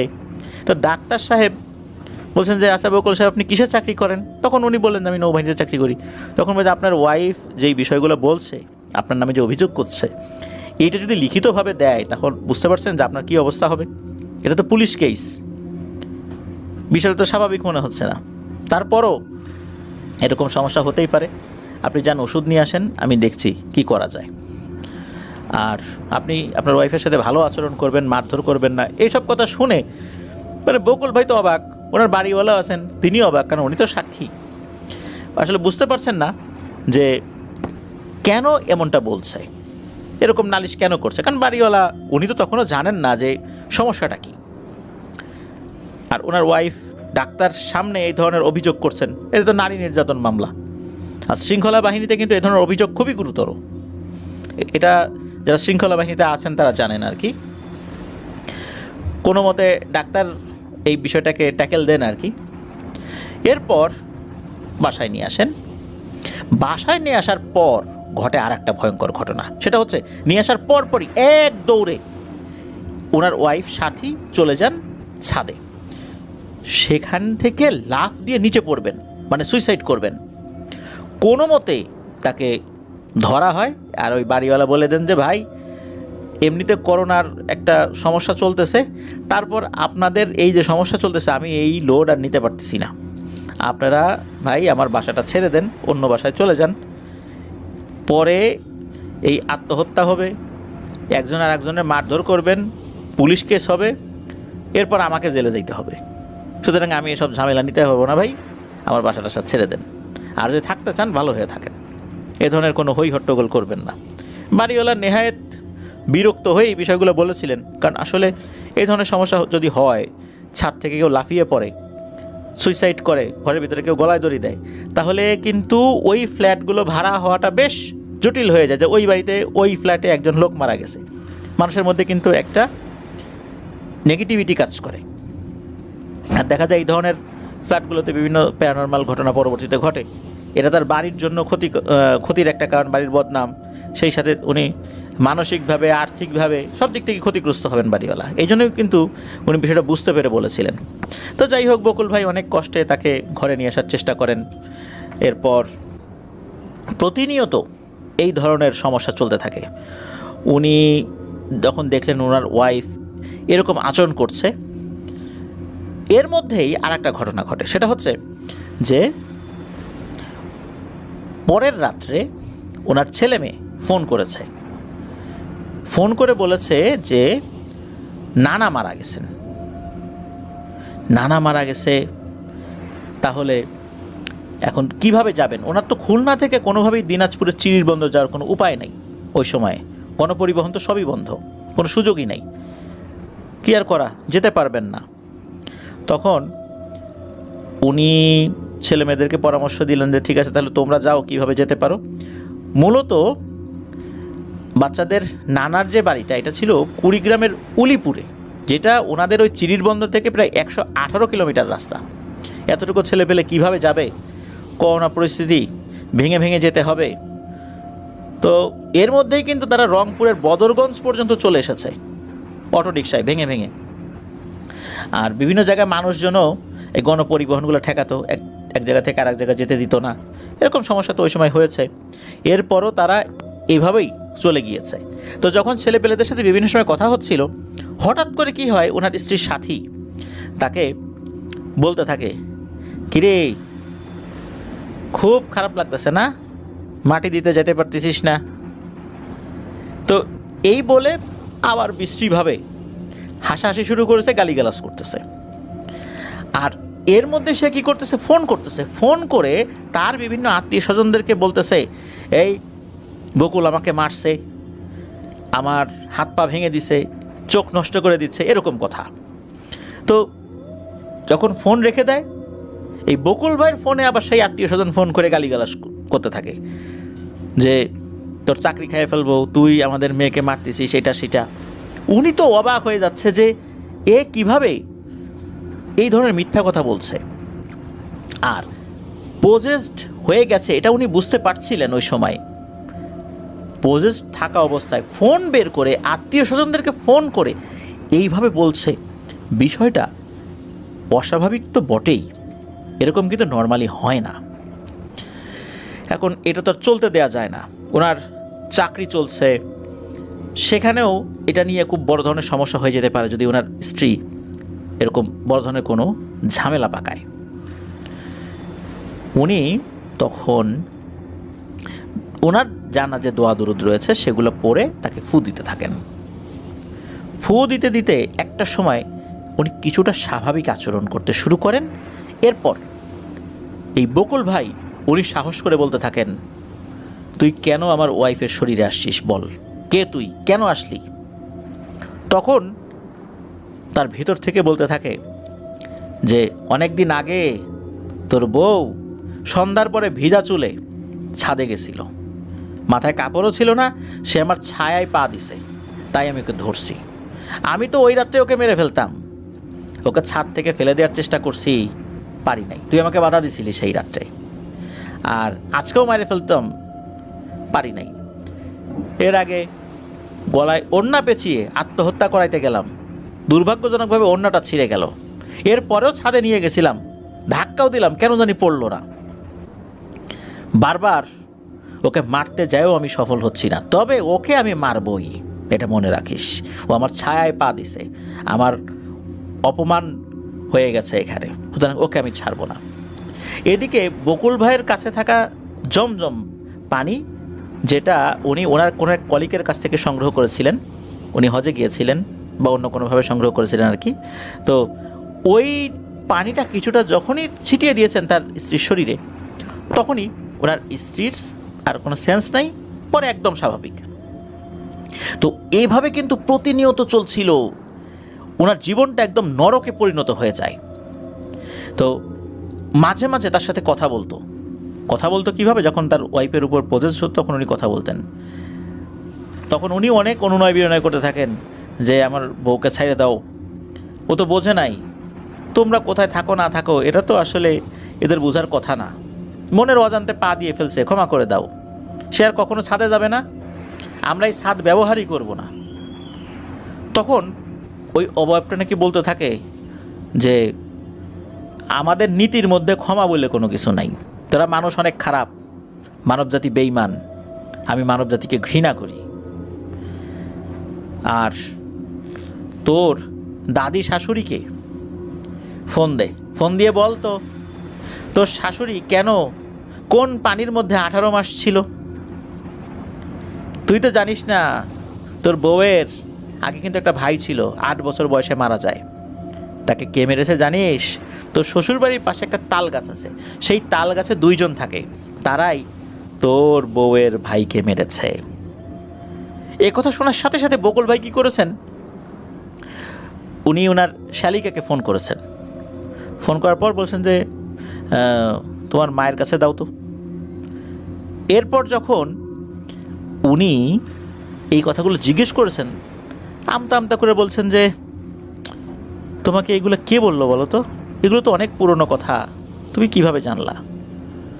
তখন আবার পাশ থেকে ওনার স্ত্রীর ভেতরে থাকা ওই অভাবটা বলে উঠছে, কিরে বকুল, মিলে গেছে, কথা মিলে গেছে। এরপর উনি ফোনটা কেটে জিজ্ঞেস করেন, সত্যি করে বলো তো তোমার নাম কি? প্রথমে নাকি নাম বলতে চাইছিল না, অনেক অনুরোধের পর বলল, আমার নাম চম্পা। আমি যে জায়গায় থাকি তার পাশে একটা শ্মশান ঘাট ছিল, সেই শ্মশান ঘাটে আমার মতো আরও অনেকেই আছে, আর এই পথটা আমাদের একটা যাতায়াতের রাস্তা। আর ওই সময় যখন সন্ধ্যার পর আমি যাচ্ছিলাম তখনই মূলত এই ঘটনা ঘটছে। আর এরপর এই রকম ঘটনা শুরু করে দিছে। তখন বকুল ভাই বলেন, আচ্ছা যা হওয়ার হয়ে গেছে, মাফ করে দাও, বিনিময়ে কী চাও বলো, আমি আমার সাধ্য মতো তোমার চাওয়া পূরণ করব। তখন নাকি ওইটা বলে ওঠে, খাসি খাবো। তখন বকুল ভাই বলে, আচ্ছা ঠিক আছে দেবো, কোন কালারের কত বড় খাসি খাবা, কোন জায়গায় দিয়ে আসতে হবে বলবা, আমি দিয়ে আসবো, এখন চলে যাও। যখন তোমার খাসি খেতে ইচ্ছা হবে তখন আমাকে জানাইও, আমি দিয়ে আসবো।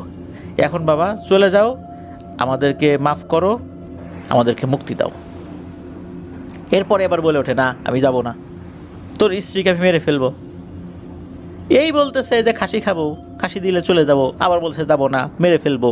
এ কি মুসিবত, এর থেকে মুক্ত কিভাবে ওনারা হবেন, এটা নিয়ে কিন্তু বকুল ভাই চিন্তা করছেন। তখন ওনার মাথায় একটা চিন্তা আসে যে 3 কুল পরে পানিতে ফু দিয়ে যদি গায়ে ছিটিয়ে দেওয়া যায় তাহলে হয়তো বা আপাতত সমাধান হবে। ওনার এক ফুফাতো ভাই ছোটোবেলায় ওনাকে বলেছিলেন, উনি সেই পদ্ধতিটা অবলম্বন করেন। এরপর দেখেন যে আসলে কাজ হয়েছে, সমস্যা হয় নাই, ওনার স্ত্রী স্বাভাবিক হয়ে যায়। আর এই যে সমস্যাটা চলছে, এই যে খাসি এই প্রসঙ্গ, তখন এই বকুল ভাই উনি ওনার এক কলিগকে ফোন দেন, যার নাম হচ্ছে মহসিন মিয়াজি। উনি 1 বছরের উপর হলো রিটায়ারমেন্টে গিয়েছেন আর কি। এই মহসিন মিয়াজি ওনার এক কলিগ, তো তার সাথে এই বিষয়ে কথা বলেন। তখন উনি একজন হুজুরের সাথে কানেক্ট করে দেন আর কি। সে হুজুরের সাথেও কথা হয়, যে হুজুর বেশ কিছু জিনিস নিয়ে যেতে বলেন, যে 100 গ্রাম সরিষার তেল, তারপরে মিনারেল ওয়াটারের একটা বোতল আর কি, এগুলো যেন নিয়ে যান, আর আসরের সময় যেন তার সাথে দেখা করেন। তো পরের দিন উনি এই কাজটি করেছেন আর কি। উনি যখন এই কাজটা করে বাসায় গিয়েছেন, তখন ওনাকে ওনার ওয়াইফ বলতে থাকে, কিরে হুজুরকে ফোন দিয়েছিলি? এসব পানি পড়া তেল পড়া এগুলো দিয়ে কিচ্ছু হবে না রে আমার, ওই হুজুর কিছুই করতে পারবে না। এটা শোনার পর ওনারও খুব রাগ হয়ে যায়, তখন আবার দ্রুত জমজমের পানি নিয়ে এসে ছিটিয়ে দেন। তখন আর ওই যে ওই দোয়া পরে আবার পানিতে ফু দিয়ে যে ছিটাবেন, এরকম ধৈর্য ওনার ছিল না। এরপর আবার ওনার ওয়াইফ স্বাভাবিক হয়ে যায়। ওনার ওয়াইফকে সাথে নিয়েই মূলত সেই হুজুরের কাছে পরবর্তীতে গিয়েছিলেন। হুজুরের সামনে ওনার ওয়াইফকে বসানো হয়। হুজুর ওনার ওয়াইফকে বলেন যে, মা বলো তো কিছু দেখতে পাচ্ছ কি না? তখন ওর ওয়াইফ বলছে যে, জি হুজুর দেখতে পাচ্ছি, আমি দেখতে পাচ্ছি পাগড়ি পরা বেশ বয়স্ক একজন মানুষ, উনি হেঁটে হেঁটে রুমের দিকে আসতেছেন। তখন উনি বলেন যে, এটা শুধু তুমিই দেখবা, অন্য কেউ দেখবে না, এটা খুব ভালো একটা পরহেজগার জিন। তো ওনার ওয়াইফ এটা দেখে যে ওই অবয়বটা আসলো, এসে হুজুরকে সালাম দিল। তখন ওই হুজুর যেই কথাগুলো বলছে, এটা অবশ্য উপস্থিত সবাই শুনছিলেন আর কি। উনি বলছেন যে, দেখো তো এই সাথী, এই মামনির সাথে নাকি চম্পা নামে এক ভয়ঙ্কর পিশাচিনী, সে এসে আস্তানা গাড়ছে, ওকে ধরে নিয়ে আসো। বলে যে ঠিক আছে হুজুর, যাচ্ছি, এই বলে চলে যায়। এর অল্প সময়ের মধ্যেই হঠাৎ করে এই বকুল ভাইয়ের স্ত্রী সাথীর কথার পরিবর্তন আসতে শুরু করে। তখন সে বলতে থাকে, এই আমাকে ছেড়ে দে, আমাকে ডাকছিস কেন, ছাড়, নাহলে কিন্তু অনেক ক্ষতি হয়ে যাবে। হুজুর তখন কিছুই না বলে ঝাড়ফুঁক শুরু করে দেন, রুকিয়া শুরু করে দেন। আর তখন আবার বলতে থাকে, এই ছাড় ছাড়, আর আসবো না, আর আসবো না, আর কোনোদিন আসবো না। হুজুর তখন তাকে তওবা করান যে আর কখনো আসবি না, এই সেই বলে তওবা করান। এরপর হুজুর আরও কিছু রুকিয়া করে সরিষার তেলে ফুটু দিয়ে পানি পরে দিয়ে আর জাফরানি লাল কালি দিয়ে কাগজে আরবি একটা দোয়া লিখে দেন, এবং সেটা ওই যে পানির যে বোতলটা, এই বোতলের ভিতরে দিয়ে দেন। সেই পানি এই সাথী ভাবিকে 21 দিন ব্যবহার করতে বলেন, আর তেলটা শরীরে মাখতে বলেছেন গোসলের আগে। তো ওখান থেকে ওনারা চলে আসেন, চিন্তা করেছেন যে ঘটনা এখানেই শেষ, আল্লাহর রহমতে আর কোনো সমস্যা হবে না। কিন্তু না, 3 দিন পরে একটা অদ্ভুত বিষয় দেখতে পান। সেটা হচ্ছে ওই বোতলের মধ্যে লাল কাগজটা নাই, মানে লাল কালি দিয়ে লেখা কাগজটা নাই। উনি চিন্তা করেছেন হয়তো বা কাগজটা পানিতে গলে গেছে। এর পরের দিন দেখেন তেলের বোতলটা, ওটা তো অনেকটা কমে গিয়েছে তেল ইউজ করতে করতে, তেলের বোতলটা পুরো ভর্তি, এবং সরিষার তেলের যে কালারটা পরিবর্তন হয়ে গেছে, সয়াবিন তেলের যেরকম কালার ওই রকম হয়ে গেছে। অদ্ভুত ব্যাপার। উনি দেখলেন যে ওনার ওয়াইফের আচার আচরণ স্বাভাবিক আছে, আগের মতোই আছে, কোনো সমস্যা নাই আর কি, আগের মতো ওরকম অবস্থায় যায় নাই আর কি। উনি মোটামুটি ভালো মন নিয়েই বাজারে গিয়েছেন, কিছু বাজারঘাট করতে হবে, কারণ এই পেরেশানিতে বাড়িতে কি আছে কি নাই এসব বিষয় চিন্তা করার অবকাশ আসলে ওনার ছিল না। তো বাজারে যাওয়ার পর হঠাৎ করে ওনার ফোনে ওনার ওয়াইফ ফোন করেছেন, চিন্তা করেছেন হয়তো বা কোনো কিছু লাগবে, যে লিস্ট দিয়ে দিয়েছিলেন সেই লিস্টে কোনো কিছু বাদ পড়ে গেছে সেটা বলার জন্য ফোন করেছেন। তো যখনই ফোন করেছে, ওপাশ থেকে ভয়ঙ্কর কিছু আওয়াজ উনি শুনতে পান। তখন বুঝতে পারেন নিশ্চয়ই অস্বাভাবিক কিছু ঘটেছে। ফোন রিসিভ করার পর গোঙানির আওয়াজ, এরপর বিশ্রী ভাষায় কিছু গালিগালাজও শুনতে পান। উনি ফোন কেটে দিয়ে দ্রুত বাসার দিকে আসা শুরু করেন। বাড়িতে এসেই যা দেখেন, এটা দেখে তো ওনার চক্ষু চরক গাছ। উনি দেখেন ওনার ফ্রিজে রাখা ইলিশ মাছ, এটা বের করে, তখন তো ফ্রোজেন অবস্থায় ছিল, ওই অবস্থাতেই ওনার ওয়াইফ কামড়ে কামড়ে সেটা খাওয়ার চেষ্টা করছে। ওটা তো একদম শক্ত বরফের মতো হয়েছিল, ওটাই খাওয়ার চেষ্টা করছে, এবং অদ্ভুত ব্যাপার অনেকটা খেয়েও ফেলেছে সে ওই শক্তটাই। কিছু ইলিশ মাছ আগে থেকে কেনা ছিল। এইটা দেখে উনি তো মারাত্মক ভয় পেয়ে যান, কারণ এরকম শক্ত একটা মাছ একদম ডিপ থেকে বের করে এটা কিন্তু দাঁত দিয়ে কামড়ে খাওয়াটা, এটা চারটিখানি কথা না। আর এর আগে কখনোই কোনো কাঁচা মাছ ওনার স্ত্রীকে উনি খেতে দেখেন নাই, এই পজেসড হওয়ার পরেও। ওনার ফেরত আসা দেখে ওনার ওয়াইফ বড় বড় লাল চোখে বলতে থাকে, এই বকুল, ফ্রিজের উপর থেকে কোরআন শরীফটা সরা, এই কোরআন শরীফের কারণে আমি ভালোভাবে খেতে পারছি না, সরা সরা, তাড়াতাড়ি সরা। তখন এই বকুল ভাই বলতে থাকেন, ফ্রিজের উপর কোরআন শরীফ তো আমি রাখি নাই, তুমি তো রাখছো, মানে ওনার ওয়াইফ রাখছিলেন আর কি, তো তুমি রাখছো, তুমি সরাও, আমার ওযু নাই, তুমি সরাও। আর তুমি না ওয়াদা করছিলা তুমি আসবে না, তাহলে কেন আমার স্ত্রীকে আবার কষ্ট দিতে আসছো? তখন এই সাথী ভাবির ভেতর থেকে বলে ওঠে, আরে বোকা, আমি সেই চম্পা না, আমি আর একজন। এক চম্পা গেছে, আর এক চম্পা আসছে। কয়টা চম্পাকে তুই আটকাবি? পারবি না, পারবি না, একের পর এক আমরা আসবো।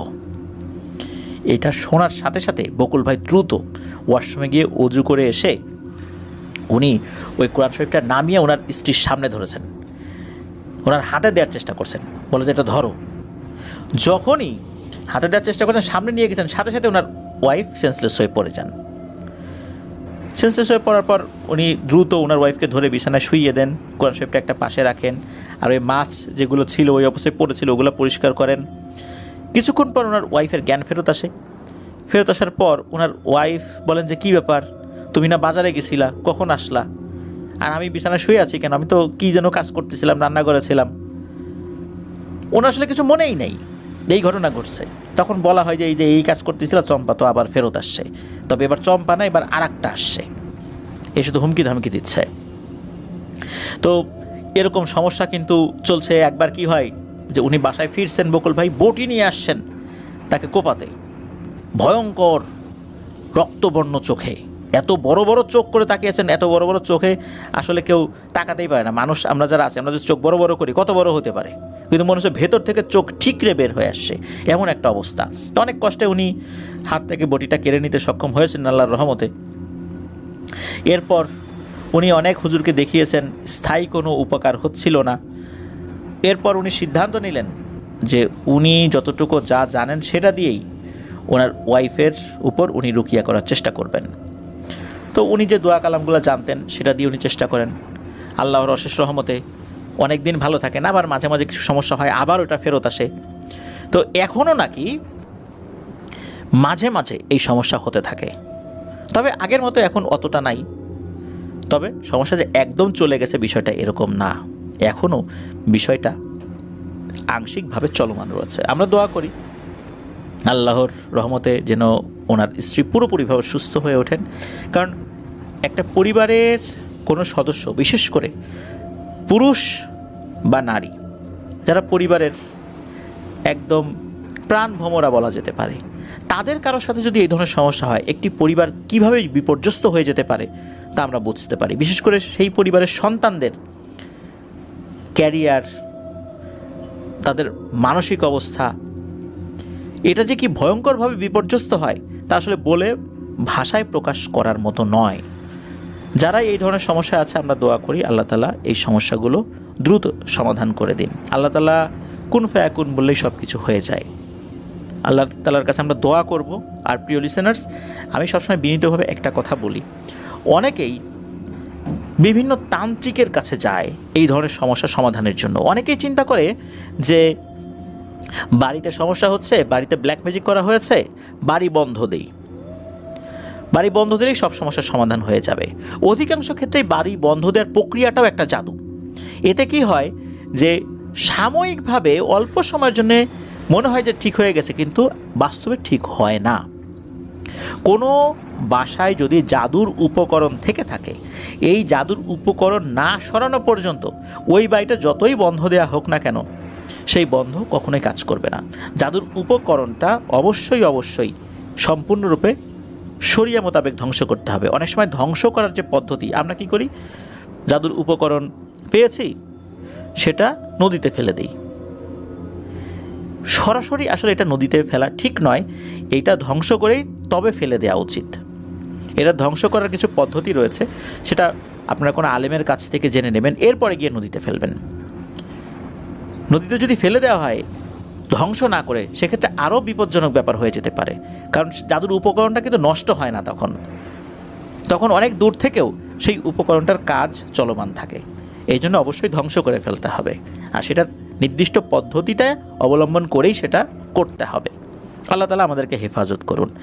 আর আবারও বলছি, যে এর আগে অনেকবার বলেছি সন্ধ্যার সময়, এটা রাসূল সাল্লাল্লাহু আলাইহি ওয়াসাল্লামের হাদিসেই রয়েছে যে ছোট বাচ্চাদেরকে সন্ধ্যার সময় বাড়ির বাইরে বের করা যাবে না। রাত হয়ে গেলে তখন বের করা যেতে পারে। আর ছোট বাচ্চা এবং নারীরা এই ধরনের সমস্যায় সবচেয়ে বেশি আক্রান্ত হয়। এই জন্য চুল খোলা রেখে সন্ধ্যার সময় ভর দুপুরবেলা এভাবে ছাদে যাওয়া, কোনো বাগানে যাওয়া, এটা উচিত নয়। আল্লাহ তাআলা আমাদেরকে বোঝার তৌফিক দান করুন, আল্লাহ তাআলা আমাদেরকে হেফাজত করুন। প্রিয় লিসেনার্স, আজকের এপিসোড এ পর্যন্তই। আশা করছি আমাদের এবারের এপিসোডটি আপনাদের ভালো লেগেছে। আপনারা যারা ঘটনা পাঠাতে চান, আপনাদের ঘটনাগুলো আপনারা লিখে বা রেকর্ড করে যে কোনোভাবেই ঘটনা পাঠাতে পারবেন afnandaharwalbd@gmail.com এই ইমেল অ্যাড্রেসে। ইমেল অ্যাড্রেসের স্পেলিংটাও বলে দিচ্ছি, AFNANTHEHEHORRORLDBD afnandaharwalbd@gmail.com। ইমেল অ্যাড্রেসের স্পেলিংটাও আমরা আমাদের ভিডিও ডিসক্রিপশনে দিয়ে রেখেছি, সেখানে গিয়ে স্পেলিংটা চেক করে নিতে পারবেন। প্রিয় লিসেনার্স, আজকের এপিসোড থেকে বিদায় নিচ্ছি। সবাই ভালো থাকবেন, সুস্থ থাকবেন, আমার জন্য দোয়া করবেন, আমার পরিবারের জন্য দোয়া করবেন, আপনাদের জন্য দোয়া রইল, আপনাদের পরিবারের প্রত্যেকের জন্য দোয়া রইল। মহান আল্লাহ সুবহানাহু ওয়া তাআলা আমাদেরকে ভালো রাখুন, সুস্থ রাখুন, নিরাপদে রাখুন, আফনান দ্য ওয়ার্ল্ডের সাথে রাখুন। আসসালামু আলাইকুম। আবারও স্বাগতম জানাচ্ছি